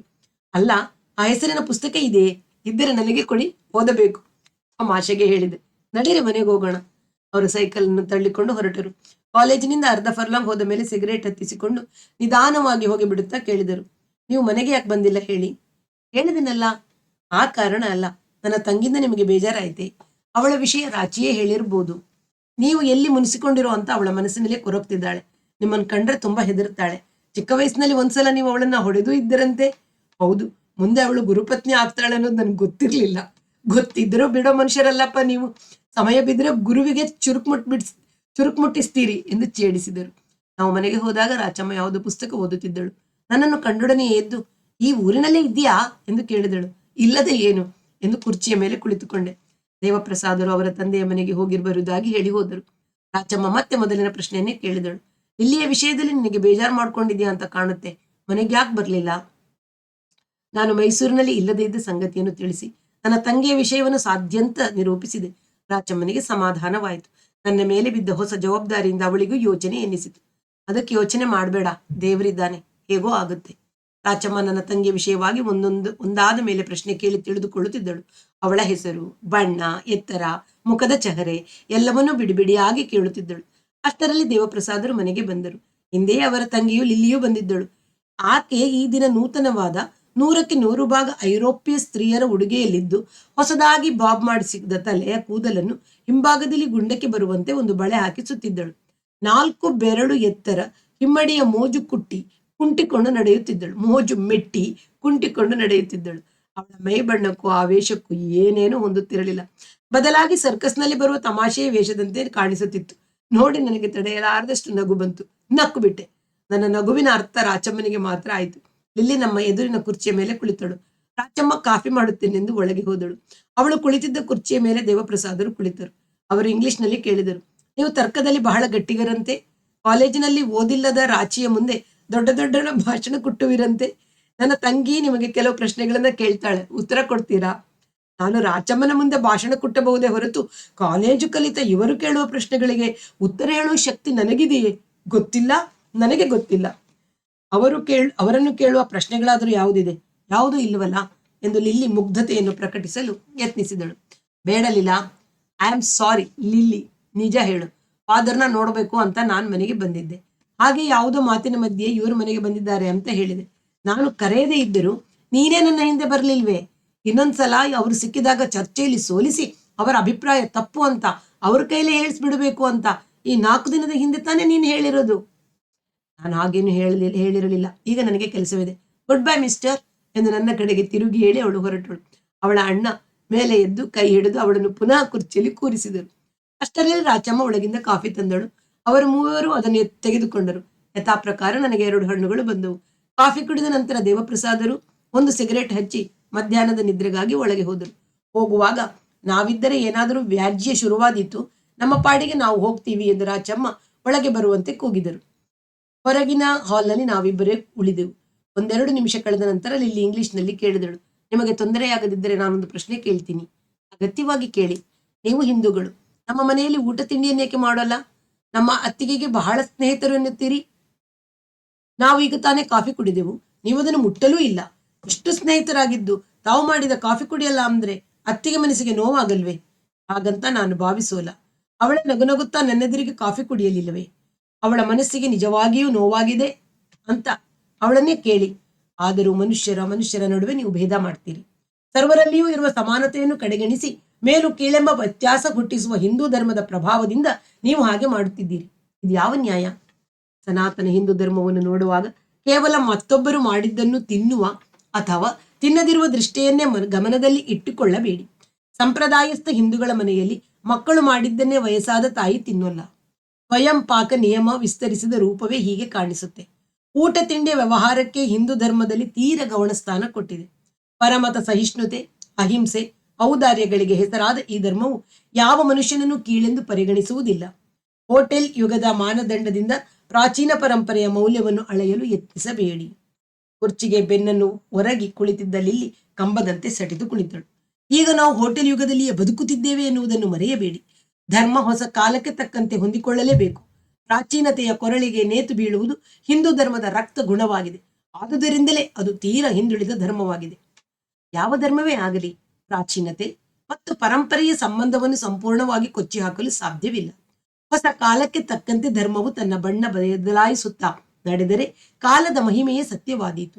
ದಿನವೂ ಬದಲಾಯಿಸುವುದರಲ್ಲಿ ಉಳಿಯುವುದಾದರೂ ಏನು? ಬದಲಾವಣೆ ಎಂಬುದು ಹಿಂದೂ ಧರ್ಮಕ್ಕೆ ಹೊಸದಲ್ಲ. ಹೊಸ ಅವಶ್ಯಕತೆಗೆ ತಕ್ಕಂತೆ ಮೂಲ ತತ್ವವನ್ನು ವಿವಿಧ ಕಾಲದ ಋಷಿಗಳು ವಿವಿಧ ರೀತಿಯಲ್ಲಿ ಹೇಳಿದ್ದಾರೆ. ಹಾಗೆ ಹೊಂದಿಕೊಳ್ಳುವ ಗುಣವಿಲ್ಲದಿದ್ದರೆ ಈ ಧರ್ಮ 5,000 ವರ್ಷಗಳಿಗೂ ಮಿಕ್ಕು ಜೀವಿಸುತ್ತಿರಲಿಲ್ಲ ಅಲ್ಲವೇ? ಪ್ರಾಚೀನತೆಯಲ್ಲಿ ಕುರುಡು ನಂಬಿಕೆ ಇಟ್ಟಿರುವ ಆರೋಪ ಹಿಂದೂ ಧರ್ಮಕ್ಕಿಂತ ಕ್ರೈಸ್ತ ಧರ್ಮದ ಮೇಲೆಯೇ ಹೆಚ್ಚಾಗಿ ಬೀಳುತ್ತದೆ. ಅದು ಹೇಗೆ? ಆಧುನಿಕ ವಿಜ್ಞಾನ ಹುಟ್ಟುವ ಮೊದಲಿನ 1,000 ವರ್ಷಗಳ ಯುರೋಪಿನ ಇತಿಹಾಸವನ್ನು ವಿಚಾರ ದೃಷ್ಟಿಯಿಂದ ಕತ್ತಲೆ ಯುಗ ಎನ್ನುತ್ತಾರೆ. ಆ ಯುಗದ ಪೂರ್ಣ ಕರ್ತೃಗಳು ಕ್ರೈಸ್ತ ಮತದ ಮುಖ್ಯಾಧಿಕಾರಿಗಳು. ಸತ್ಯ ಸಂಶೋಧನೆ ಮಾಡಿದ ಗೆಲಿಲಿಯೋವನ್ನು ಕ್ರೈಸ್ತ ಚರ್ಚ್ ಹಿಂಸಿಸಿದುದು ಸಾಮಾನ್ಯವಲ್ಲ. ವಿಕಾಸವಾದವನ್ನು ಪ್ರತಿಪಾದಿಸಿದ ಡಾರ್ವಿನ್ ಮತ್ತು ಅವರ ಅನುಯಾಯಿಗಳ ಮೇಲೆ ಚರ್ಚ್ ರೋಷದ ಶಿಲಾರಸವನ್ನೇ ಹರಿಸಿತು. ಕ್ರೈಸ್ತ ಧರ್ಮದ ಅಂಧಮುಷ್ಟಿಯಿಂದ ಬಿಡುಗಡೆಯಾದ ನಂತರವೇ ಪಶ್ಚಿಮ ದೇಶದಲ್ಲಿ ಆಧುನಿಕ ವಿಜ್ಞಾನ ಬೆಳೆದದ್ದು. ಕುರುಡು ನಂಬಿಕೆಯ ಬೈಬಲ್ನ ಮತ್ತು ಕ್ರೈಸ್ತ ಚರ್ಚಿನ ವಿರುದ್ಧವಾಗಿ ತಾನೇ ಥಾಮಸ್ ಪೇನ್, ಇಂಗರ್ ಸೋಲ್ ಮೊದಲಾದವರು ತಮ್ಮ ಲೇಖನಿಯ ಕತ್ತಿಯನ್ನು ಜಳಪಿಸಿದುದು. ಜೀವಶಾಸ್ತ್ರ ಇಷ್ಟು ಮುಂದುವರಿದರ ಈ ಕಾಲದಲ್ಲಿಯೂ ನೀವು ಕ್ರಿಸ್ತನು ಕುಮಾರಿ ಮೇರಿಯ ಹೊಟ್ಟೆಯಲ್ಲಿ ಹುಟ್ಟಿದನೆಂದು ಹೇಗೆ ನಂಬುವಿರಿ? ಶುದ್ಧ ಜ್ಞಾನದ ದೃಷ್ಟಿಯಿಂದ ನೋಡಿದರೆ ಮೂಢನಂಬಿಕೆಗಳು, ಅಂಧನಂಬಿಕೆಗಳು ಬೈಬಲ್ನಲ್ಲಿ ಲೆಕ್ಕವಿಲ್ಲದಷ್ಟಿವೆ. ಇಲ್ಲಿ ಮೌನವಾದಳು. ನನ್ನ ಮಾತನ್ನು ವಿರೋಧಿಸಲು ಯತ್ನಿಸಲಿಲ್ಲ. 5 ನಿಮಿಷಗಳು ಕಳೆದ ನಂತರ, ಆದರೂ ಹಿಂದೂಗಳಲ್ಲಿ ಇರುವಷ್ಟು ವ್ಯತ್ಯಾಸ ಬೇರೆ ಯಾವ ಜನಾಂಗದಲ್ಲಿಯೂ ಇಲ್ಲ. ಅದೆಷ್ಟು ಮತ, ಅದೆಷ್ಟು ಜಾತಿ, ಪಂಥ, ಬಣಗಳು ನಮ್ಮ ಸಮಾಜದಲ್ಲಿ ನೋಡಿ. ದೇವರ ಮಕ್ಕಳಾದ ನಾವೆಲ್ಲರೂ ಸಮಾನರು, ನಮ್ಮಲ್ಲಿ ಯಾವ ಭೇದ ಭಾವವೂ ಇಲ್ಲ ಎಂದಳು. ಕ್ರೈಸ್ತರಾದ ನೀವೆಲ್ಲರೂ ದೇವರ ಮಕ್ಕಳು, ಕ್ರೈಸ್ತರಲ್ಲವೇ? ಅವರು ದೇವರ ಮಕ್ಕಳೆಂದು ನೀವು ಪರಿಗಣಿಸುವುದಿಲ್ಲ. ಕ್ರೈಸ್ತರಾದ ನೀವೆಲ್ಲರೂ ದೇವರ ಮಕ್ಕಳು, ಕ್ರೈಸ್ತರಲ್ಲದವರು ಅವರು ದೇವರ ಮಕ್ಕಳೆಂದು ನೀವು ಪರಿಗಣಿಸುವುದಿಲ್ಲ. ಪ್ರೊಟೆಸ್ಟೆಂಟ್ನಿಗೆ ತನ್ನಷ್ಟಕ್ಕೆ ಮುಕ್ತಿ ಹೊಂದಲು ದೇವರು ಕರುಣಿಸುತ್ತಾನೆಂದು ಕ್ಯಾಥೋಲಿಕ್ ನಂಬುವುದಿಲ್ಲ. ಯಾರು ಯಾವ ಮಾರ್ಗದಲ್ಲಿ ಬಂದರೂ ಕೊನೆಗೆ ಒಂದೇ ಗುರಿಯನ್ನು ತಲುಪುತ್ತಾರೆ ಎಂಬ ತತ್ವದಿಂದ ಪರಮತಗಳ ಸತ್ವವನ್ನು ಹಿಂದೂ ಧರ್ಮ ಗುರುತಿಸಿದೆ. ದೇವರ ಮಗನಾದ ಯೇಸುವಿನ ಮೂಲಕ ಮಾತ್ರವೇ ಸದ್ಗತಿ ದೊರೆಯಬೇಕೆಂಬ ಬೇರೆ ಮಾರ್ಗಕ್ಕೆ ಅವಕಾಶವೇ ಇಲ್ಲದ ನಂಬಿಕೆ ನಿಮ್ಮದು. ವರ್ಣವು ನಮ್ಮಲ್ಲಿ ಧರ್ಮವಾಗಿದೆ, ಆದರೆ ಐರೋಪ್ಯದಲ್ಲಿ ದ್ವೇಷ ಮೂಲವಾಗಿದೆ. ಕರಿಯ ಬಿಳಿಯ ಎಂಬ ಭೇದವನ್ನು ಅಮಾನುಷ್ಯವಾದ ರೀತಿಯಲ್ಲಿ ರಾಜಕೀಯವಾಗಿ ಕೆಂಪು ಜನರು ಮಾಡಿರುವಷ್ಟು ಮತ್ತೆ ಯಾರೂ ಮಾಡಿಲ್ಲ. ಅವರೆಲ್ಲರೂ ಕ್ರೈಸ್ತರಲ್ಲವೇನು? ನನಗೆ ಒಂದು ವಿಧವಾದ ಸ್ಫೂರ್ತಿ ಬಂದಂತಾಗಿತ್ತು. ಲಿಲ್ಲಿ ನನ್ನ ಮಾತನ್ನೇ ಕೇಳುತ್ತಿದ್ದಳು. ಕೆಂಪು ಪಾದ್ರಿಯ ಕರಿಯ ಕ್ರೈಸ್ತನ ಮನೆಯಲ್ಲಿ ಏಕೆ ವಿವಾಹವಾಗುವುದಿಲ್ಲ? ಲಾರ್ಡ್ ಮತ್ತು ಸಾಮಾನ್ಯ, ಉಳ್ಳವನು ಉಳ್ಳದಿರುವವನು, ಉದ್ದಿಮೆದಾರ ಕೂಲಿಕಾರ, ಎಷ್ಟೊಂದು ಭಿನ್ನತೆಯು ಪಾಶ್ಚಿಮಾತ್ಯ ಸಮಾಜದಲ್ಲಿ ಇಲ್ಲ. ಸಮಾಜದ ಈ ಭಿನ್ನ ಭಾಗಗಳ ನಡುವೆ ನಿರಂತರ ಹೋರಾಟ, ರಕ್ತ ಸುರಿಸುವ ಹೋರಾಟ ಅಲ್ಲಿ ನಡೆಯುತ್ತಲೇ ಇದೆ. ಅವರೆಲ್ಲರೂ ಕ್ರೈಸ್ತರು. ಹಿಂದೂ ಸಮಾಜದಲ್ಲಿ ವರ್ಣಾಶ್ರಮ ಧರ್ಮದ ತಳಹದಿಯ ಮೇಲೆ ಮಾಡಿದ ವಿಂಗಡಣೆಯು ಕೇವಲ ಸಮಾಜದ ಏಕರೂಪ ಕ್ರಿಯೆಯಲ್ಲಿ ವ್ಯಕ್ತಿಯು ಮಾಡಬೇಕಾದ ಕರ್ತವ್ಯ ವಿಂಗಡಣೆಯನ್ನು ಮಾತ್ರವೇ ತೋರಿಸುತ್ತಿತ್ತು. ಹಿಂದೂ ಸಮಾಜದ ಒಂದು ವರ್ಣಕ್ಕೂ ಮತ್ತೊಂದು ವರ್ಣಕ್ಕೂ ಯುರೋಪಿನಲ್ಲಿ ನಡೆದಂತಹ ಹೋರಾಟ ನಡೆಯಲಿಲ್ಲ. ಅಷ್ಟೊಂದು ಸುವ್ಯವಸ್ಥಿತವಾಗಿತ್ತು ಅದರ ರಚನೆ. ನನ್ನ ಆವೇಶ ಇಳಿದಂತೆ ಆಯಿತು. ಗತಕಾಲದ ಸುಂದರ ಚಿತ್ರವು ವರ್ತಮಾನದ ಅರಿವಿನಲ್ಲಿ ಮಾಸಿ ಹೋಯಿತು. ಆದರೆ ಈಗ ಕಾಲ ಬದಲಾಗಿದೆ. ಹಳೆ ಪರಿಸ್ಥಿತಿಗೆ ತಕ್ಕಂತೆ ಆಗಿನ ಸಮಾಜದ ವ್ಯವಸ್ಥೆ ಮತ್ತು ರಚನೆಗಳು ಇದ್ದವು. ಈಗಿನ ಔದ್ಯೋಗೀಕರಣದ ನಾಗರಿಕತೆಗೆ ತಕ್ಕಂತೆ ಅದರ ರಚನೆ ರೂಪುಗೊಳ್ಳಬೇಕು, ನಿಜ. ಅದು ಒಳಗಿನಿಂದ ಶಾಂತಿಯಿಂದ ನಿಧಾನವಾಗಿ ನಡೆಯಬೇಕಾದ ಕಾರ್ಯ. ಲಿಲ್ಲಿ ಅದೇನೋ ಯೋಚನೆಯಲ್ಲಿ ತೊಡಗಿದ್ದಳು. ಸುಮಾರು 10 ನಿಮಿಷದ ನಂತರ ಯಾವ ಮಾತನ್ನು ಯಾರೂ ಆಡಲಿಲ್ಲ. ಅಷ್ಟರಲ್ಲಿ ಒಳಗಿಂದ ರಾಚಮ್ಮ ಬಂದು ಕುಳಿತಳು. ನಂತರ ದೇವಪ್ರಸಾದರು ಬಂದರು. ಅವರು, ಇದೇನು ಮಳೆ ಬಂದು ನಿಂತಂತೆ ಆಯಿತಲ್ಲ, ಮುಗಿಯಿತೆ ನಿಮ್ಮ ಚರ್ಚೆ ಎಂದು ಕೇಳಿದರು. ಏಕೆ, ನೀವು ಭಾಗವಹಿಸುವಿರೇನು ಎಂದೆ ನಾನು. ನನಗೆ ಯಾಕೆ ಬೇಕು ನಿಮ್ಮ ಧರ್ಮದ ವಿಷಯ? ಯಾವ ಧರ್ಮದಲ್ಲಿಯೂ ನನಗೆ ಶ್ರದ್ಧೆ ಇಲ್ಲ. ನನ್ನದೇ ಬೇರೆ ಧರ್ಮವಿದೆ. ಈ ಯಾವ ಜಂಜಡ ಹವ್ಯಾಸವೂ ನನಗಿಲ್ಲ. ಯಾಕೆ ಲಿಲ್ಲಿ ಸುಮ್ಮನಾದೆ?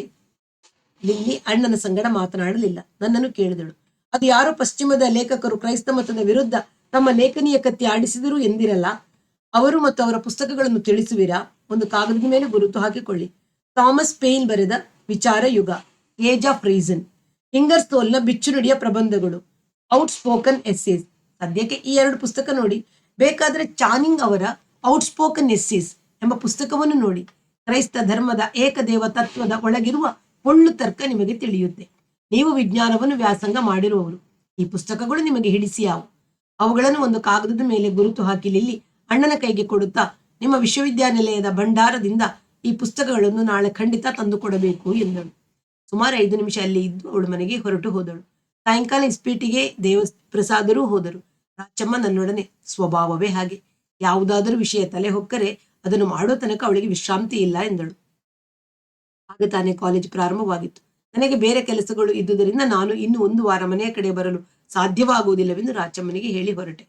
ನಾನು ಹೋಗುವಾಗ ಅವಳು, ತಂಗಿಯ ಮದುವೆಗೆ ಹೆಚ್ಚು ಯೋಚಿಸಬೇಡ, ಹೇಗೋ ಆಗುತ್ತೆ, ನೀನು ಓದಿನ ಕಡೆಗೆ ಗಮನವಿಡು ಎಂದು ಹೇಳಿ ಕಳುಹಿಸಿದಳು. ಕೊಠಡಿಗೆ ಬರುವಾಗ ದಾರಿಯಲ್ಲಿ ನನ್ನ ಮನಸ್ಸಿನ ತುಂಬ ಲಿಲ್ಲಿಯ ರೀತಿ ನೀತಿಗಳ ಬಗ್ಗೆ ವಿಚಾರಗಳು ತುಂಬಿಕೊಂಡಿತ್ತು.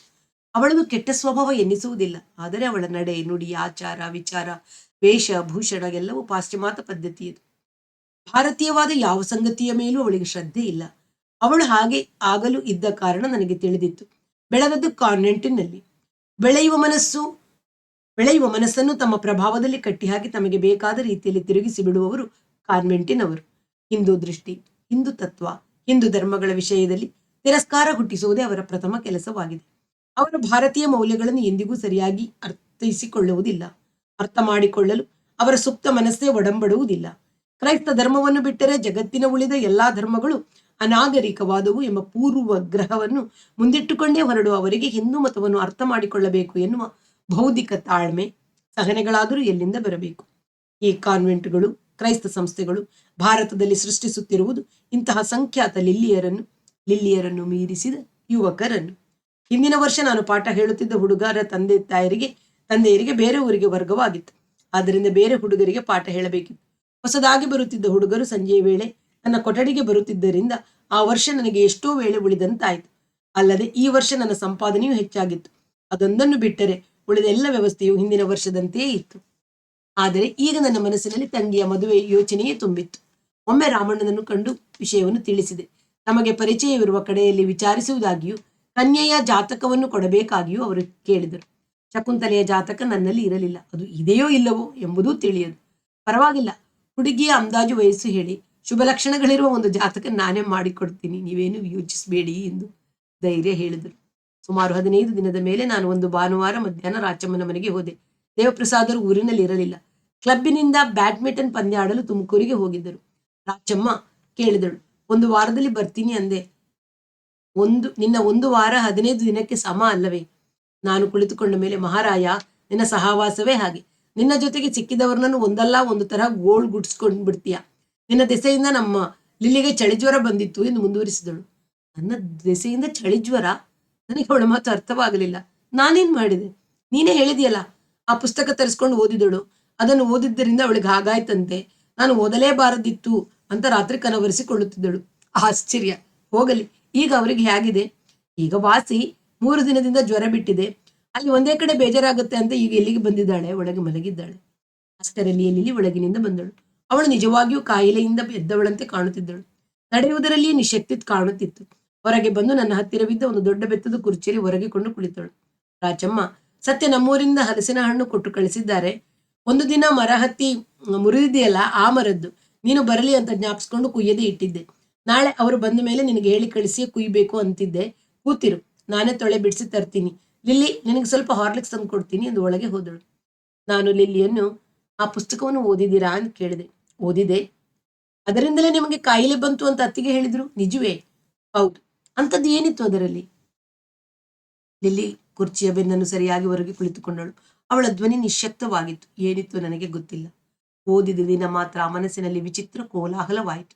ನನ್ನ ನಂಬಿಕೆಯ ಬುಡವನ್ನೇ ಯಾರೋ ನಿಷ್ಕರುಣೆಯಿಂದ ಹಿಡಿದು ಅಲ್ಲಾಡಿಸಿದಂತೆ ಆಯಿತು. ಆ ದಿನದಿಂದ ಕೂತಲ್ಲಿ ನಿಂತಲ್ಲಿ ಬೇಡವೆಂದರೂ ನನ್ನ ಮನಸ್ಸಿನಲ್ಲಿ ಆ ಲೇಖಕರ ವಿಮರ್ಶೆಯೇ ಕೊರೆಯುತ್ತಿತ್ತು. ಬೈಬಲ್ನ ಸತ್ಯ, ಕ್ರೈಸ್ತ ಧರ್ಮದ ನಂಬಿಕೆ ಎಲ್ಲವನ್ನು ಅದೆಷ್ಟು ಧರ್ಮ ಬಾಹಿರತನದಿಂದ ನೋಡ್ತಾರೆ ಅವರು. ಅವರ ದೃಷ್ಟಿ ಅಷ್ಟೊಂದು ತೀಕ್ಷ್ಣವಾಗುವುದಕ್ಕೆ ಕ್ರೈಸ್ತ ಗುರುಗಳೇ ಕಾರಣ. ಧರ್ಮದ ಹೆಸರಿನಲ್ಲಿ ವಿಜ್ಞಾನವನ್ನು ತಡೆಗಟ್ಟಲು, ಸಾಮಾಜಿಕ ದಬ್ಬಾಳಿಕೆ ನಡೆಸಲು ಕ್ರೈಸ್ತ ಗುರುಗಳು ಯತ್ನಿಸಿದರು. ವಿಜ್ಞಾನಿಗಳನ್ನು, ಸ್ವತಂತ್ರ ಆಲೋಚನಾ ಪ್ರವೃತ್ತಿಯ ತತ್ವಶಾಸ್ತ್ರಜ್ಞರನ್ನು ಮೆಟ್ಟಿ ತುಳಿದು ಎಲ್ಲೆಲ್ಲಿಯೂ ಬೌದ್ಧಿಕ ಸರ್ವಾಧಿಕಾರ ನಡೆಸಲು ಚರ್ಚು ಪ್ರಯತ್ನಿಸಿತು. ಅದರ ಪ್ರತಿರೋಧ ಸಲುವಾಗಿ ಇಂಗರ್ಸೋಲ್ನಂತವರು ಹುಟ್ಟಿದರು. ಅಂಧಶ್ರದ್ಧೆ ಒಂದಲ್ಲ ಒಂದು ದಿನ ಅಳಿಯಲೇಬೇಕು. ಹಾಗಾದರೆ ಪಶ್ಚಿಮ ದೇಶದಲ್ಲಿ ಇರುವ ಎಲ್ಲರೂ ಥಾಮಸ್ ಪೇನ್, ಇಂಗರ್ಸೋಲ್ನಂತೆಯೇ ಇದ್ದಾರೆ? ಎಲ್ಲರೂ ಹಾಗೆ ಇಲ್ಲ. ಆದರೂ ಕ್ರೈಸ್ತ ಮತ ಆ ದೇಶದಲ್ಲಿ ತನ್ನ ಶಕ್ತಿ ಕಳೆದುಕೊಂಡಿದೆ. ಪ್ರಾಟೆಸ್ಟೆಂಟ್ ಮತದ ಉದಯವಾದದ್ದೇ ಚರ್ಚಿನ ಅಧಿಕಾರ ಉಳಿಸುವುದಕ್ಕಾಗಿ. ಅದರಲ್ಲಿಯೂ ಈಗಿನ ವಿಜ್ಞಾನ ಯುಗದಲ್ಲಿ ಪಶ್ಚಿಮ ದೇಶದ ಜನರು ಕ್ರೈಸ್ತ ಮತಕ್ಕೆ ಯಾವ ಬೆಲೆಯನ್ನು ಕೊಡ್ತಿಲ್ಲ. ಅಲ್ಲಿ ಎಲ್ಲರೂ ಕ್ರೈಸ್ತರೇ, ಕೆಲವರು ಮಾತ್ರ ಭಾನುವಾರ ಚರ್ಚಿಗೂ ಹೋಗ್ತಾರೆ. ಅದು ಒಂದು ವಾರಕ್ಕೊಂದು ಬದಲಾವಣೆಯ ಕಾರ್ಯಕ್ರಮವಿದ್ದಂತೆ. ಅಲ್ಲಿ ಈಗಲೂ ಹೊಸ ಚರ್ಚ್ಗಳನ್ನು ಕಟ್ತಿದ್ದಾರೆ. ಚರ್ಚಿಗೂ ಮಿಷನಿಗೂ ಬೇಕಾದ ಸಹಾಯ ಮಾಡ್ತಾರೆ. ಯಾಕೆ? ಅವರಲ್ಲಿ ಹಣ ಹೇರಳವಾಗಿದೆ, ಹಾಗೆ ಮಾಡ್ತಾರೆ. ಆದ್ರೆ ನಿತ್ಯ ಜೀವನದಲ್ಲಿ ಮತವನ್ನು ಯಾರೂ ನೋಡಲ್ಲ. ಎಷ್ಟು ಜನ ಚರ್ಚಿನ ಮದುವೆ ಮಾಡಿಕೊಂಡು ಅದರಂತೆ ಇರ್ತಾರೆ. ಪಶ್ಚಿಮದ ಜನಸಂಖ್ಯೆಯಲ್ಲಿ ಅರ್ಧ ಭಾಗವನ್ನು ಒಳಗೊಂಡಿರುವ ರಷ್ಯಾ ಯಾವ ಮತಕ್ಕೂ ವಿರೋಧವಾಗಿ ನಿಂತಿದೆ.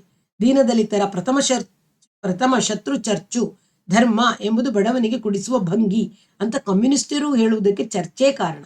ದೀನದಲಿತರ ರಕ್ತ ಹೀರುವ ಬಂಡವಾಳಕಾರರ ಪರ ಹಿಡಿದು ತನ್ನ ಅಧಿಕಾರ ಬೆಳೆಸಿಕೊಳ್ಳಲು ಚರ್ಚು ಯತ್ನಿಸಿತು. ಪಾಶ್ಚಿಮಾತ್ಯ ಜನದಲ್ಲಿ ಬೆಳೆದಿರುವ ಮದ್ಯ, ಇಂದ್ರಿಯ ಸುಖಾಭಿಲಾಷೆ, ರಾಜಕೀಯ ಶಕ್ತಿಗಾಗಿ ಬಾಂಬು ಒಗೆದು ನಗರಗಳನ್ನು ಸುಡುವ ದಾಹ, ಇವುಗಳನ್ನು ಚರ್ಚ್ ಏಕೆ ತಡೆಗಟ್ಟಲಿಲ್ಲ?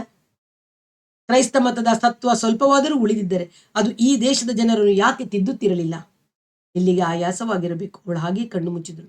ನನ್ನ ಮಾತು ಕೇಳಿ ನಿಮಗೆ ಆಯಾಸವಾಯಿತೇ ಎಂದು ನಾನು ಕೇಳಿದೆ. ಇಲ್ಲ, ಹೇಳಿ. ಪಶ್ಚಿಮದಲ್ಲಿ ತನ್ನ ಅಧಿಕಾರ ನಡೆಯದಿರುವುದರಿಂದ ಚರ್ಚ್ ತನ್ನ ಗಮನವನ್ನು ಪೂರ್ವ ದೇಶಗಳ ಕಡೆಗೆ ತಿರುಗಿಸಿದೆ. ಪಶ್ಚಿಮ ದೇಶದ ಜನರಿಗೆ ಹಣ ವಿಪರೀತವಾಗಿದೆ. ಯಾವ ಕೆಲಸಕ್ಕಾದರೂ ಉದಾರವಾಗಿ ಹಣ ಕೊಡುತ್ತಾರೆ. ಅವರ ಹಣ ಕೊಡುವುದು ಅವರಿಗೆ ಧರ್ಮದಲ್ಲಿರುವ ಶ್ರದ್ಧೆಯ ಗುರುತಲ್ಲ.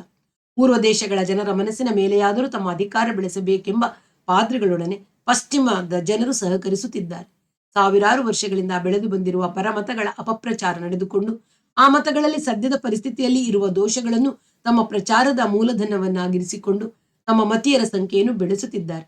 ಅವರು ಸ್ಥಾಪಿಸಿರುವ ಶಾಲೆ, ಕಾಲೇಜು, ಆಸ್ಪತ್ರೆ ಇವೆಲ್ಲವೂ ಅವರ ಮತ ಪರಿವರ್ತನೆಯ ಕಾರ್ಯಕ್ಕೆ ಸಾಧನ ಮಾತ್ರ.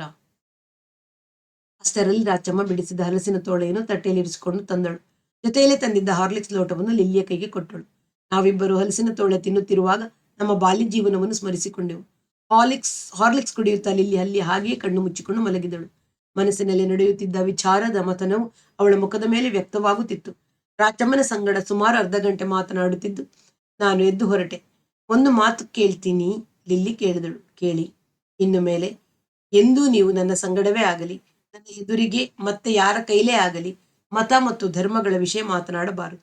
ಅಲ್ಲದೆ ಸಾಧ್ಯವಾದ ಮಟ್ಟಿಗೂ ನೀವು ನನ್ನನ್ನು ಭೇಟಿಯಾಗಬಾರದು. ನಿಮ್ಮ ಪರಿಚಯವಾದದ್ದು ನನ್ನ ದುರಾದೃಷ್ಟ. ನಾನು ಹೀಗೆಂದೆ ಅಂತ ನೀವೇನು ತಿಳ್ಕೊಳ್ಬೇಡಿ. ಲಿಲ್ಲಿಯ ಮಾತನ್ನು ಕೇಳಿ ರಾಚಮ್ಮ ಮೌನದಿಂದ ನನ್ನ ಮುಖ ನೋಡಿದಳು. ನಾನು ಯಾವ ಮಾತನ್ನು ಆಡಲಿಲ್ಲ. ಆಗಲಿ, ನಮಸ್ಕಾರ ಎಂದು ಹೇಳಿ ನಿಧಾನವಾಗಿ ಅಲ್ಲಿಂದ ಹೊರಟು ಬಂದೆ. ರಾಮಣ್ಣ ಒಂದೆರಡು ವರಗಳನ್ನು ತೋರಿಸಿದ್ದರು. ಒಬ್ಬ ವರನಿಗೆ ಬೆಳಲಿಕೆರೆಗೆ ಕರೆದುಕೊಂಡು ಹೋಗಿ ಕನ್ಯೆ ತೋರಿಸಿದೆ. ನನ್ನ ಅಕ್ಕ ಒಪ್ಪಿದರೆ ಮಾತ್ರ ತಾನು ಮದುವೆಯಾಗುವುದಾಗಿ ಅವರು ಹೇಳಿದರು. ಅವರ ಅಕ್ಕನನ್ನು ಅವರ ಗಂಡ ಮಕ್ಕಳ ಸಮೇತ ಮತ್ತೊಮ್ಮೆ ಕರೆದುಕೊಂಡು ಹೋದೆ. ಮೈಸೂರಿಗೆ ಬಂದ ಮೇಲೆ ಹುಡುಗಿ ಸಾಕಾದಷ್ಟು ಓದಿಲ್ಲ, ನಮಗೆ ಬೇಡ ಎಂದರು. ನಾನು ಹೇಳಿರಲಿಲ್ವೇ, ಈಗ ನೀವು ಈ ಕಾರಣ ತೆಗಿತೀರಲ್ಲ.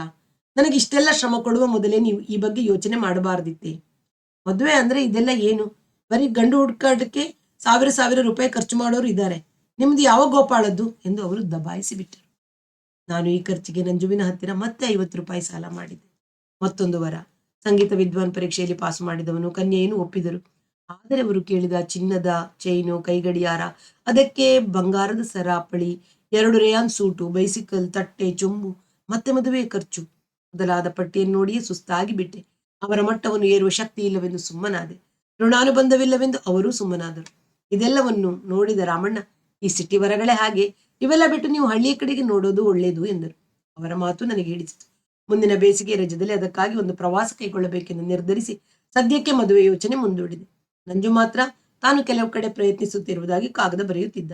ಹೀಗೆ ಸುಮಾರು 6 ತಿಂಗಳು ಕಳೆದಿತ್ತು. ಇನ್ನು 1 ತಿಂಗಳ ಸುಮಾರಿಗೆ ನನ್ನ ಇಂಟರ್ಮೀಡಿಯೇಟ್ ಪರೀಕ್ಷೆ ನಡೆಯುವುದರಲ್ಲಿ ಇತ್ತು. ನಾನು ಕಾಲೇಜಿನ ಓದಿನ ಕಡೆಗೆ ಹೆಚ್ಚು ಗಮನ ಕೊಟ್ಟಿದ್ದೆ.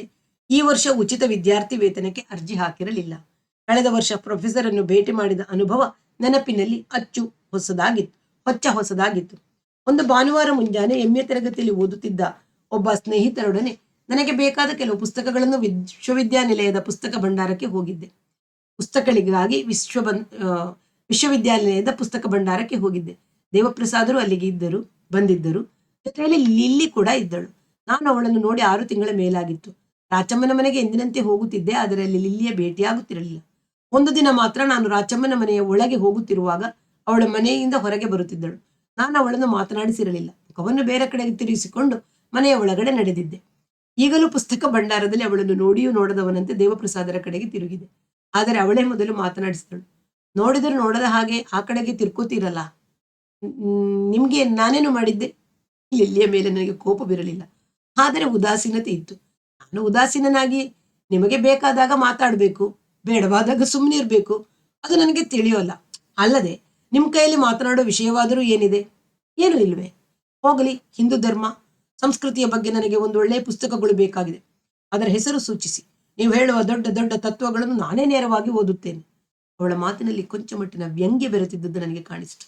ನಾನು ಅದರ ಗಣನೆಗೆ ತೆಗೆದುಕೊಳ್ಳದೆ, ಆ ವಿಷಯದಲ್ಲಿ ಯಾವುದಾದರೂ ಒಂದು ಪುಸ್ತಕ ಕೇಳಿದರೆ ನನಗೆ ಹೇಳಲು ತಿಳಿಯೋಲ್ಲ.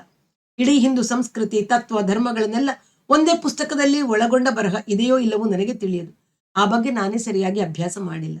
ನಿಮಗೆ ನಿಜವಾಗಿಯೂ ಓದುವ ಆಸ್ಥೆ ಇದ್ದರೆ ಕೆಲವು ಪುಸ್ತಕ ಹೇಳ್ತೀನಿ. ಒಂದಾದ ಮೇಲೆ ಒಂದರಂತೆ ಓದಿ. ಹೀಗೆ ಓದುತ್ತಿದ್ದರೆ ನಿಧಾನವಾಗಿ ಹಿಂದೂ ಸಂಸ್ಕೃತಿಯ ಬಗ್ಗೆ ನಿಮ್ಮಲ್ಲಿ ಒಂದು ಸ್ಪಷ್ಟ ಕಲ್ಪನೆ ಮೂಡುತ್ತೆ ಎಂದೆ. ಆಗಲಿ, ಸದ್ಯಕ್ಕೆ 4-5 ಪುಸ್ತಕ ಸೂಚಿಸಿ. ಅಲ್ಲಿಯೇ ಇದ್ದ ನಾನು ಹಾಳೆಯ ಮೇಲೆ ಒಂದು ಆನಂದಕುಮಾರ ಸ್ವಾಮಿಯವರ ರಾಷ್ಟ್ರೀಯ ಅಧ್ಯಯದ ಪ್ರಬಂಧಗಳು, ಕಲೆ ಮತ್ತು ಸ್ವದೇಶಿ, ಶಿವ ತಾಂಡವ ಗ್ರಂಥದ ಕೆಲವು ಪ್ರಬಂಧಗಳು, ರಾಧಾಕೃಷ್ಣನ್ ಅವರ ಹಿಂದೂ ಜೀವನ ದೃಷ್ಟಿ, ಸೋದರಿ ನಿವೇದಿತಾರ ಭಾರತ ಜೀವನದ ಚೌಕಟ್ಟು, ಮ್ಯಾಕ್ಸ್ ಮುಲ್ಲರ್, ಪಾಲ್ ಬ್ರೆಂಟನ್ ಅವರ ಕೆಲವು ಪುಸ್ತಕಗಳು ಮೊದಲಾರನ್ನು ಗುರುತು ಮಾಡಿಕೊಟ್ಟೆ. ಪುಸ್ತಕಗಳ ಪಟ್ಟಿಯನ್ನು ನೋಡಿದ ಲಿಲ್ಲಿ, ಇವುಗಳಲ್ಲಿ ಕೆಲವನ್ನು ಓದುತ್ತೇನೆ. ನನಗೆ ಅದರಲ್ಲಿ ಅಭಿರುಚಿ ಹುಟ್ಟಿದರೆ ಮುಂದೆ ಓದುತ್ತೇನೆ. ಮುಂದೆ ನೀವು ನನಗೆ ಸಲಹೆಗಳನ್ನು ಕೊಡುವಿರುತ್ತಾನೆ ಎಂದು ಕೇಳಿದಳು. ಪಾಶ್ಚಿಮಾತ್ಯ ರೀತಿಯಲ್ಲಿ ಶುದ್ಧ ಕುರುಡು ದಾರಿಯಲ್ಲಿ ಅನುಸರಿಸುತ್ತಿರುವ ಈ ಹುಡುಗಿಯು ಕೇಳಿದ ಧ್ವನಿಯಲ್ಲಿ ವ್ಯಂಗ್ಯವು ಇನ್ನೂ ಇದ್ದದ್ದು ನನಗೆ ತಿಳಿಯುತ್ತಿತ್ತು.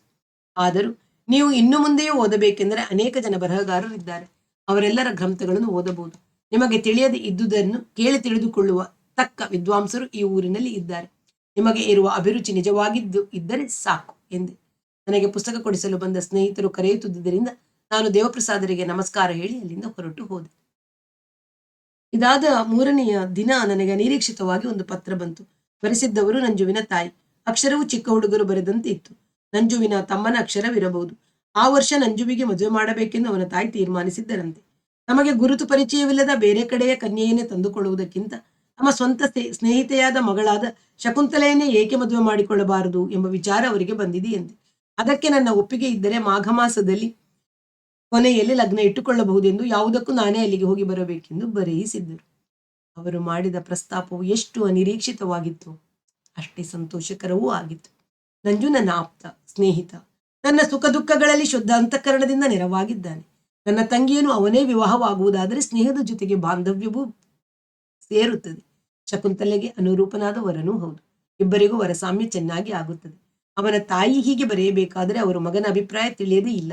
ಶಕುಂತಲೆಯ ಅಭಿಪ್ರಾಯ ಹೇಗಿದೆಯೋ ಪ್ರಾಯಶಃ ಅವಳಿಗೆ ಅದರಲ್ಲಿ ಸಂತೋಷವಿದ್ದೇ ಇದೆ. ನಾನು ಹೋದಾಗ ಅವಳ ಮನಸ್ಸನ್ನು ತಿಳಿಯಬಹುದು. ಮರುದಿನವೇ ನಾನು ಮೈಸೂರಿನಿಂದ ಹೊರಟೆ. ಮೊದಲು ಚಲುವರಾಯ ಪಟ್ಟಣದಲ್ಲಿ ಇಳಿದು ನಂಜು ಕೆಲಸದಲ್ಲಿ ಇದ್ದ ಹಳ್ಳಿಗೆ ಹೋದೆ. ಈಗ ಅವನು ಮೊದಲಿಗಿಂತಲೂ ಕೊಂಚ ಮೈತುಂಬಿ ಬೆಳೆದಿದ್ದ. ನನ್ನನ್ನು ಸಂಭ್ರಮದಿಂದ ಬರಮಾಡಿಕೊಂಡ. ತಾಯಿಯ ಕಾಗದವನ್ನು ಕೈಗೆ ಕೊಟ್ಟು ಅವರು ಓದಿಕೊಂಡಾದ ಮೇಲೆ, ನಿನ್ನ ಒಪ್ಪಿಗೆ ಇದೆಯೇ ಎಂದು ಕೇಳಿದೆ. ನಂಜು ಮಾತನಾಡಲಿಲ್ಲ, ಮುಗುಳ್ನಕ್ಕ. ಅವನ ಅಂತರಾಳವು ನನಗೆ ಅರ್ಥವಾಯಿತು.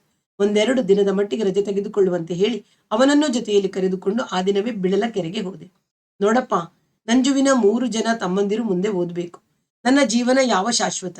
ಇವತ್ತೋ ನಾಳೆಯೋ ಯಾವತ್ತು ಬಾ ಅಂತ ಅವರು ಮೇಲಿನ ಲೋಕದಿಂದ ನನ್ನನ್ನು ಕರೀತಾರೋ ತಕ್ಷಣ ಹೊರಟು ಬಿಡ್ತೀನಿ. ಮಕ್ಕಳಿಗೆ ಮುಂದೆ ಅತ್ತಿಗೆಯೇ ತಾಯಿಯಾಗಬೇಕು. ಶಕುಂತಲೆ ಪರವಾಗಿಲ್ಲ, ಮಕ್ಕಳಿಗೆ ಹೊಂದ್ಕೊಂಡಿದ್ದಾಳೆ.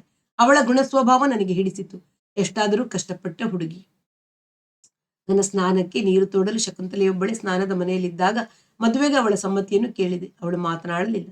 ಉತ್ತರಕ್ಕಾಗಿ ಬಲವಂತ ಪಡಿಸಿದ ಮೇಲೆ, ನಿನ್ನಿಷ್ಟವೇ ನನ್ನಿಷ್ಟ ಎಂದಳು. ಹಾಗಾದ್ರೆ ನನಗೆ ಈ ಮದುವೆಯಲ್ಲಿ ಇಷ್ಟ ಇಲ್ಲ, ಏನಂತೀಯ? ಅವಳು ಮಾತನಾಡಲಿಲ್ಲ.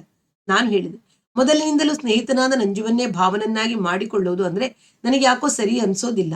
ಈ ಮದುವೆ ಬೇಡ ಅಂತ ನನ್ನಿಷ್ಟ. ನಿನ್ನ ಇಷ್ಟ ಅದೇ ತಾನೇ? ನಾನು ಸುಮ್ಮನಾಗಿ 2 ನಿಮಿಷ ಕಳೆದ ಮೇಲೆ ಪುನಃ ಹೇಳಿದೆ, ಹಾಗಂತ ರಂಗತ್ತೆ ಕೈಲಿ ಹೇಳ್ತೀನಿ, ನಾನು ಬೇರೆ ಕಡೆ ವರ ನೋಡ್ತೀನಿ. ಈಗ ಶಕುಂತಲೆ ನಿಧಾನವಾಗಿ ಮಾತನಾಡಿದಳು. ಅವಳ ಮುಖದಲ್ಲಿ ಗಾಬರಿ ಕಾಣಿಸ್ತಿತ್ತು. ಯಾಕೆ? ನಿನ್ನ ಸ್ನೇಹಿತರಾದ್ರಲ್ಲಿ ತಪ್ಪೇನು? ಯಾಕೆ ಹೀಗೆಲ್ಲ ಯೋಚನೆ ಮಾಡ್ತೀಯಾ? ನಾನು ನಕ್ಕೆ. ನಿನ್ನ ಮನಸ್ಸಿನಲ್ಲಿರೋದು ನನ್ಗೆ ಅರ್ಥವಾಯ್ತು. ರಂಗತ್ತೆಗಿಂತ ಮೊದಲು ನೀನು ನಂಜು ಸೇರಿ ಮದುವೆ ತೀರ್ಮಾನ ಮಾಡಿಕೊಂಡ ಹಾಗೆ ಕಾಣುತ್ತೆ ಅಲ್ವೇ? ಏನೂ ಇಲ್ಲ ಎಂದವಳು ತಲೆ ಆಡಿಸಿದಳು. ಆದರೆ ಅವಳ ಮುಖ ಮಾತ್ರ ಕೆಂಪಾಗಿತ್ತು. ನನ್ನ ತಂಗಿಯ ಗುಣ ಸ್ವಭಾವ ಒಳ್ಳೆಯದೆಂದು ರಂಗತಿಯೇ ಒಪ್ಪಿದ್ದರು. ರೂಪ, ಎತ್ತರ, ನಿಲುವು, ಬಣ್ಣಗಳಲ್ಲಿ ಅವಳು ಚೆನ್ನಾಗಿಯೇ ಇದ್ದಳು. ಮನೆಗೆಲಸವನ್ನು ಚೆನ್ನಾಗಿಯೇ ಮಾಡುತ್ತಾಳೆ. ನನ್ನ ತಾಯಿಯ ಮುಖದಲ್ಲಿ ಇದ್ದಂತೆ ಅವಳ ಮುಖದಲ್ಲಿ ಮುಗುಳ್ನಗೆ ತುಳುಕುತ್ತಿರುತ್ತದೆ. ನನ್ನ ಹುಟ್ಟಿದ ಊರಿಗೆ ಹೋಗಿ ಹೊಲವನ್ನು ಮಾರಿದ್ದಾಯ್ತು. ಪಟೇಲರು ಇನ್ನೂ 100 ರೂಪಾಯಿ ಕಡಿಮೆ ಮಾಡಿ ನನ್ನ ಆತುರದ ದುರ್ಲಾಭ ಪಡೆದರು. 1,650 ರೂಪಾಯಿಗಳೊಡನೆ ನಂಜುವನ್ನು ಕರೆದುಕೊಂಡು ಹೋಗಿ ಮೈಸೂರಿಗೆ ಬಂದೆ. ವರನ ಬಟ್ಟೆ ಬರೆ ತೆಗೆಯುವುದು, ವಧುವಿಗೆ ಬೇಕಾದು ಕೊಳ್ಳುವುದು, ಎಲ್ಲ ವಿಷಯಗಳಲ್ಲೂ ಅನನುಭವಿಯಾದ ನಮ್ಮ ಜೊತೆಗೆ ತಿಳಿದ ಒಬ್ಬರು ಇರಲೆಂದು ರಾಮಣ್ಣನ ಮನೆಗೆ ಹೋದೆವು. ವಿಷಯವನ್ನು ಕೇಳಿದ ರಾಮಣ್ಣನಿಗೂ ಬಹಳ ಸಂತೋಷವಾಯಿತು. ನಮ್ಮಲ್ಲಿ ಇರುವ ಹಣವನ್ನು ಅವರು ವಿಚಾರಿಸಿದರು. ಕೊಂಚ ಹೊತ್ತು ಆಲೋಚಿಸಿ ನನ್ನನ್ನು ಕೇಳಿದರೆ, ಪಶ್ಚಿಮ ವಾಹಿನಿಯಲ್ಲಿ ಇಟ್ಕೊಳ್ಳೋದೇ ಮೇಲು. ಯಾವ ಕಡೆಯವರು ಹೆಚ್ಚು ಜನರನ್ನು ಗುಡ್ಡೆ ಹಾಕಬೇಡಿ. ಇತ್ತೀಚೆಗೆ ಮದುವೆ ಎಂದರೆ ವ್ಯಾಜ್ಯ ಮನಸ್ತಾಪಗಳಿಂದ ತುಂಬಿರುತ್ತೆ. ಆದ ಕಾರಣ ಅನಾವಶ್ಯಕ ಜನಗಳು ತುಂಬೋದು. ಈ ಮದುವೆಯನ್ನಾದರೂ ಒಂದು ಆದರ್ಶ ರೀತಿಯಲ್ಲಿ ಮಾಡಬೇಕು. ಇತರ ಎಲ್ಲ ಏರ್ಪಾಟುಗಳಿಗೂ ಪಶ್ಚಿಮ ವಾಹಿನಿಯ ನದಿಯ ದಂಡದ ಛತ್ರದಲ್ಲಿ ಅನುಕೂಲವಾಗುತ್ತದೆ. ನಾವಿಬ್ಬರೂ ಅವರ ಸಲಹೆಯನ್ನು ಆಲೋಚಿಸಿದೆವು. ನಮಗೆ ಅದು ಸರಿಯಾಗಿ ಕಂಡಿತು. ರಾಮಣ್ಣನ ನೇತೃತ್ವದಲ್ಲಿ ವಧುವರರಿಗೆ ತೆಗೆದುಕೊಳ್ಳಬೇಕಾದ್ದನ್ನೆಲ್ಲ ತೆಗೆದುಕೊಂಡೆವು. ತಾನು ವಧುವಿಗೆ ತೆಗೆದುಕೊಳ್ಳಬೇಕಾದ್ದನ್ನು ಹಾಸನದಲ್ಲಿ ಕೊಂಡುಕೊಳ್ಳುವುದಾಗಿ ಹೇಳಿ ನಂಜು ಹೊರಟು ಹೋದ. ರಾಮಣ್ಣನ ಪರಿಚಯ ಹಿಂದೆ ಇದ್ದಿತ್ತಾದರೂ ಅವರ ವ್ಯಕ್ತಿತ್ವದ ಪೂರ್ಣ ಕಲ್ಪನೆ ನನಗೆ ಆಗಿರಲಿಲ್ಲ. ಅವರಿಗೆ ಬರದೇ ಇರುವ ಕೆಲಸವೇ ಇಲ್ಲವೇನೋ ಎಂದು ನನಗೆ ಈಗಲೂ ಸಂಶಯ. ನಾವು ಕೊಳ್ಳಬೇಕಾದ ಊಟದ ಪದಾರ್ಥಗಳ ಪಟ್ಟಿಯನ್ನು ಮದುವೆಗೆ ಸೇರುವ ಜನರ ಒಟ್ಟು ಅಂದಾಜಿನ ಮೇಲೆ ಅವರೇ ಹಾಕಿದರು. ಶಾಸ್ತ್ರ ಸಂಬಂಧಕ್ಕೆ ಬೇಕಾದ ಅರಿಶಿನದ ಕೊನೆಯಿಂದ ಹಿಡಿದು ಹಸಿಯ ನೂಲಿನವರೆಗೂ ಅವರಿಗೆ ತಿಳಿದಿತ್ತು. ಯಾವುದಾದರೂ ಯೋಚನೆ ಅವರ ತಲೆಯಲ್ಲಿ ಹೊಕ್ಕರೆ ರಾತ್ರಿ ನಿದ್ರೆಯನ್ನೂ ಮಾಡದೆ ಕೆಲಸ ಮಾಡುತ್ತಿದ್ದರು. ಅವರ ಯೋಜನೆ, ಉತ್ಸಾಹ, ಚಟುವಟಿಕೆಗಳನ್ನು ನೋಡಿದರೆ ವಾಸ್ತವವಾಗಿ ಅದು ಅವರ ತಂಗಿಯ ಮದುವೆಯೇನೋ ಎನ್ನಿಸುತ್ತಿತ್ತು. ಅವರ ತಾಯಿ ತಂದೆಯರೇ ಕನ್ಯೆಯನ್ನು ಧಾರೆ ಎರೆದುಕೊಳ್ಳಲು ಸಿದ್ಧರಾದರು.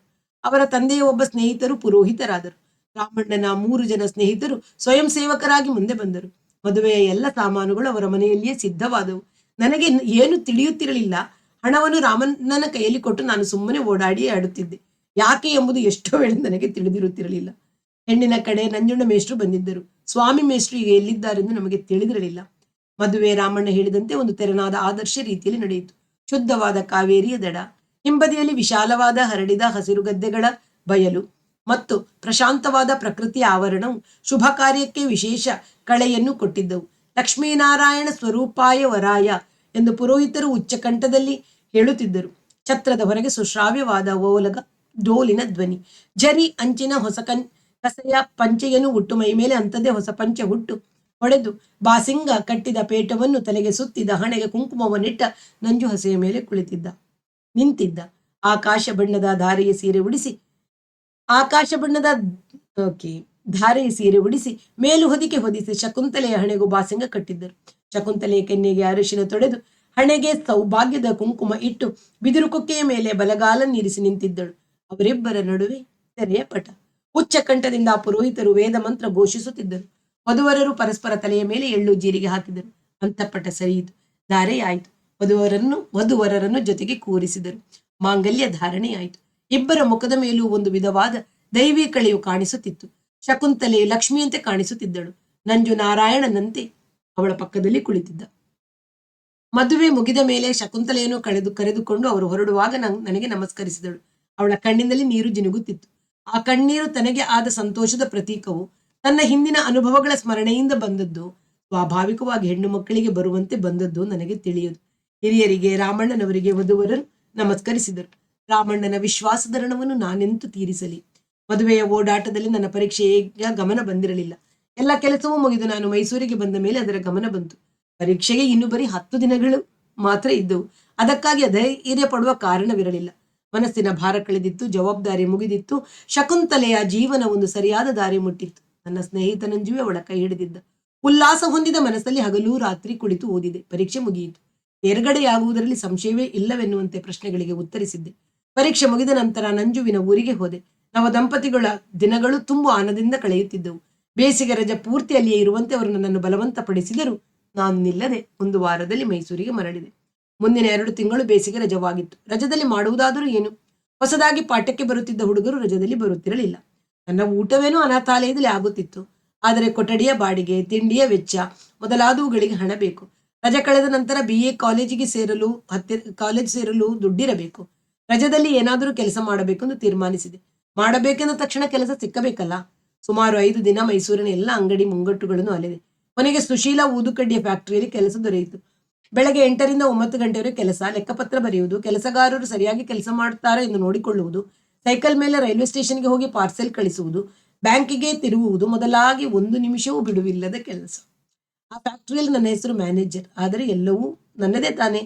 ಸಂಬಳ ತಿಂಗಳಿಗೆ 30 ರೂಪಾಯಿ, ವಿಧಿ ಇರಲಿಲ್ಲ ಸೇರಿದೆ. ಫ್ಯಾಕ್ಟರಿಗೆ ಸೋಮವಾರ ರಜಾ. ಆ ದಿನವೂ ಬಂದು ದುಡಿಯಬೇಕೆಂದು ಅಥವಾ ನಾನು ಮಕ್ಕಳಿಗೆ ಪಾಠ ಹೇಳಿಕೊಡಬೇಕೆಂದು ಅದರ ಮಾಲಕ ನನ್ನಿಂದ ಅಪೇಕ್ಷಿಸುತ್ತಿದ್ದ. ಆದರೆ ನಾನು ಹೋಗುತ್ತಿರಲಿಲ್ಲ. ನಾನು ಅಲ್ಲಿ ಕೆಲಸಕ್ಕೆ ಸೇರಿದ 4 ದಿನದ ಮೇಲೆ ಬಂದ ಸೋಮವಾರ ರಾಚಮ್ಮನ ಮನೆಗೆ ಹೋದೆ. ಹೋಗಿ 1.5 ತಿಂಗಳ ಮೇಲಾಗಿತ್ತು. ದೇವಪ್ರಸಾದರು ಯಥಾ ಪ್ರಕಾರ ಕ್ಲಬ್ಬಿಗೆ ಹೋಗಿದ್ದರು. ಮನೆಯ ದಾರಿ ಮರೆತು ಹೋಗಿತ್ತೇ ಎಂದು ಕೇಳಿದ ರಾಚಮ್ಮನಿಗೆ ತಂಗಿಯ ಮದುವೆಯಾದ ಸಂಗತಿಯಿಂದ ಹಿಡಿದು ನಾನು ಸದ್ಯದಲ್ಲಿ ಸೇರಿರುವ ಕೆಲಸದವರೆಗೆ ಎಲ್ಲ ವಿಷಯವನ್ನು ಹೇಳಿದೆ. ತಂಗಿಯ ಮದುವೆ ಇಷ್ಟು ಸುಸೂತ್ರವಾಗಿ ಸಮರ್ಪಕವಾಗಿ ನೆರವೇರಿದ್ದನ್ನು ಕೇಳಿ ರಾಚಮ್ಮನ ಮನಸ್ಸಿಗೆ ಚಿಂತೆ ತಪ್ಪಿದಂತಾಯಿತು. ಅವಳು ತನ್ನ ಮನೆಯಲ್ಲಿರುವ ಅಡಿಗೆಯ ಹೆಂಗಸನ್ನು ಕೂಗಿ, ಮರಿಯಮ್ಮ, ಸತ್ಯನಾರಾಯಣಪ್ಪನವ್ರು ಬಂದವರೇ ಅಂತ ಲಿಲ್ಲಿಗೆ ಹೇಳಿ ಬಾ ಹೋಗು. ನನಗೆ ಬಿಡುವಿರುವುದೇ ಅಪೂರ್ವ. ಬಂದಾಗ ಒಂದು ಗಳಿಗೆ ಸಂತೋಷವಾಗಿ ಮಾತನಾಡ್ಕೊಂಡು ಹೋಗೋಣ ಅಂತ ಬಂದದ್ದು ನಾನು.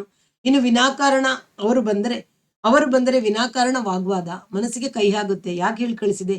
ನಿನ್ನನ್ನು ಬಹಳ ಕೇಳುತ್ತಿದ್ದಳು. ಅವರು ಬಂದಾಗ ಖಂಡಿತ ಹೇಳಿ ಕಳಿಸು. ಅವ್ರ ಕೈಲಿ ಕೆಲವು ವಿಷಯ ಮಾತಾಡಬೇಕು ಅಂತ ಹೇಳಿದ್ದಳು.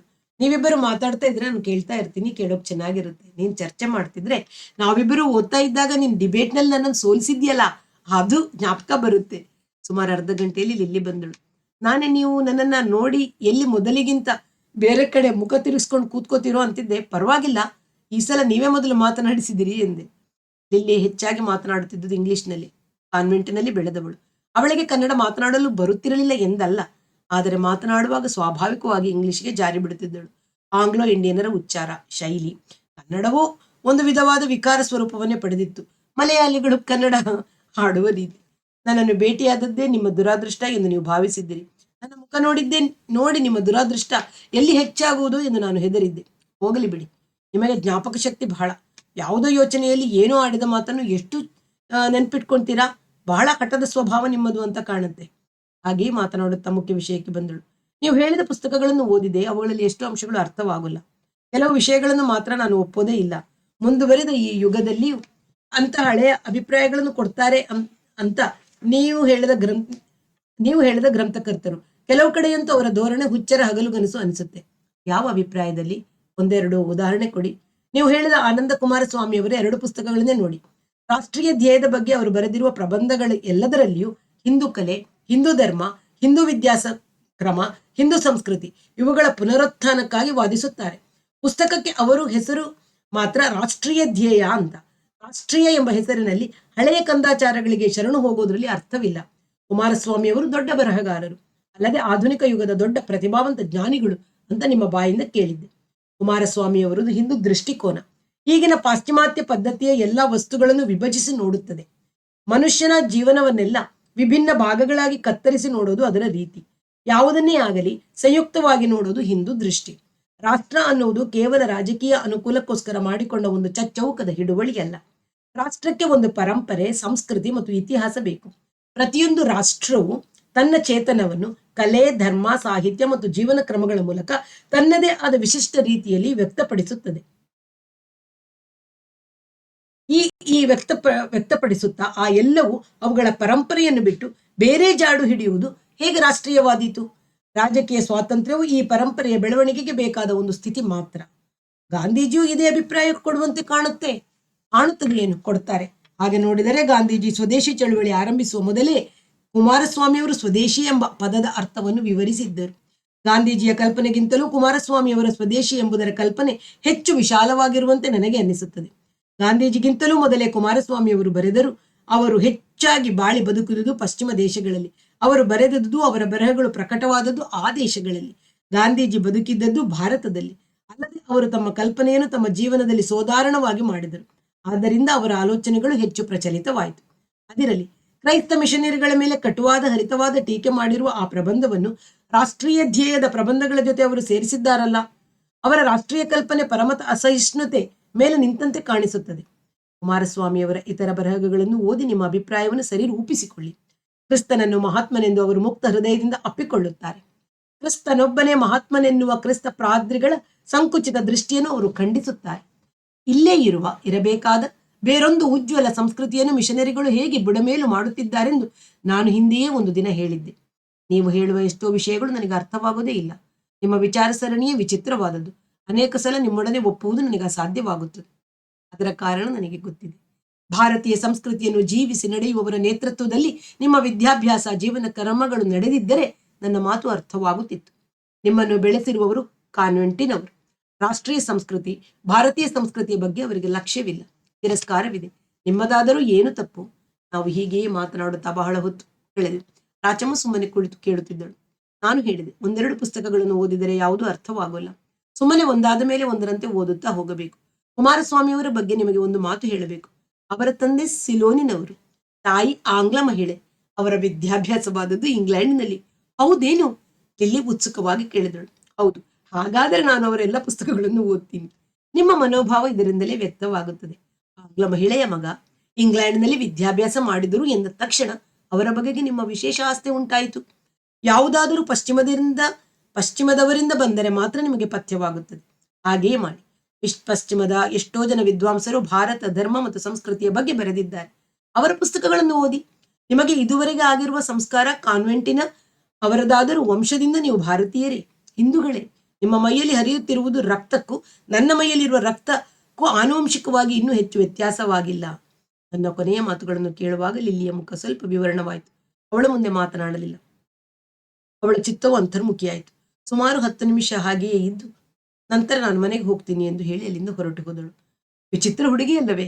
ರಾಚಮ್ಮ ಎಂದಳು. ಲಿಲ್ಲಿಯ ಮನಸ್ಸಿನಲ್ಲಿ ನಡೆಯುತ್ತಿರಬಹುದಾದ ಆಲೋಚನಾ ಸರಣಿಯನ್ನು ನಾನು ಸ್ಥೂಲವಾಗಿ ಗುರುತಿಸಿದೆ. ರಾಚಮ್ಮನ ಸಂಗಡ ಯಾವ ಮಾತನ್ನೂ ಆಡಲಿಲ್ಲ. ನಾನು ಕೊಠಡಿಗೆ ಹೊರಟಾಗ ರಾಚಮ್ಮ, ಬೇರೆ ಎಲ್ಲಾದರೂ ಪಾಠ ನೋಡಿಕೊಂಡು ಈಗ ಇರುವ ಊದುಗಡ್ಡಿಯ ಫ್ಯಾಕ್ಟರಿ ಕೆಲಸ ಬಿಟ್ಟುಬಿಡು, ವಿದ್ಯಾರ್ಥಿಗಳಿಗಲ್ಲ ಆ ಕೆಲಸ ಎಂದು ಸೂಚಿಸಿದಳು. ಮುಂದೆ ಅವಳು ಹೇಳಿದಂತೆ ಆಯಿತು. ನಾನು ಬಿಡುವ ಮೊದಲು ಅದರ ಮಾಲೀಕನೇ ಬಿಡಿಸಿದ. ಅವರು ನನಗೆ ಕೊಡುತ್ತಿದ್ದುದು 30 ರೂಪಾಯಿ ಸಂಬಳ. ಆದರೂ ಲೇಬರ್ ಆಕ್ಟ್ ಅನ್ವಯ ವಾರದ ರಜಾ ದಿನವೂ ಬಂದು ದುಡಿಯಬೇಕೆಂದು ಅಪೇಕ್ಷಿಸುತ್ತಿದ್ದ. ನಾನು ಕೆಲಸಕ್ಕೆ ಸೇರಿದ 15 ದಿನಗಳಲ್ಲಿ ನಾನು ಮಾಡುವುದಕ್ಕಿಂತಲೂ ಹೆಚ್ಚು ಕೆಲಸವನ್ನು 25 ರೂಪಾಯಿಯಲ್ಲಿ ಸಂಬಳದ ಮೇಲೆ ಮಾಡುತ್ತಿರುವ ಒಬ್ಬರು ಬಂದರು. ಆತ ಮೊದಲು ಸಂತೆಪೇಟೆಯ ಒಂದು ಮಂಡಿಯಲ್ಲಿ ಗುಮಾಸ್ತರಾಗಿದ್ದರಂತೆ. ಸಾಹುಕಾರರ ಮರ್ಜಿಗೆ ಸರಿಯಾಗದೆ ಅವರನ್ನು ಕೆಲಸದಿಂದ ಕಳುಹಿಸಿದರಂತೆ. ಅವರಿಗೆ ಮದುವೆಯಾಗಿ 3 ಮಕ್ಕಳಿವೆ. 1 ತಿಂಗಳಿಂದ ಕೆಲಸವಿಲ್ಲದೆ ಈಗ ಈ ಸಂಬಳಕ್ಕೆ ಬಂದಿದ್ದರು. ಅವರನ್ನು ನೋಡಿ ನನಗೆ ಕನಿಕರವಾಯಿತು. ನಾನು ಸ್ವಲ್ಪ ಗಲಾಟೆ ಮಾಡಿದ ಮೇಲೆ ಫ್ಯಾಕ್ಟರಿಯ ಮಾಲೀಕ 15 ದಿನದ ಸಂಬಳ ಕೊಟ್ಟು ನನ್ನನ್ನ ಕೆಲಸದಿಂದ ತೆಗೆದುದಕ್ಕೆ 1 ತಿಂಗಳ ಸಂಬಳವನ್ನು ಬೇರೆಯಾಗಿ ಕೊಟ್ಟ. ಬಂದ ಹಣದಲ್ಲಿ ಹಳೆಯ ಸಾಲ ತೀರಿಸಿದೆ. ಮತ್ತಲ್ಲಿಯೂ ಯಾವ ಕೆಲಸ ಹುಡುಕುವುದಕ್ಕೂ ಹೋಗಲಿಲ್ಲ. ಮುಂದಿನ ಭಾಗವನ್ನು ಮತ್ತೆ ಕೇಳೋಣ. ಅಲ್ಲಿಯವರೆಗೆ ಎಲ್ಲರಿಗೂ ಪ್ರೀತಿಯ ನಮಸ್ಕಾರ. ವಾಸವಿ ಸಾಹಿತ್ಯ ಕಲಾವೇದಿಕೆ ಸುಳ್ಯ.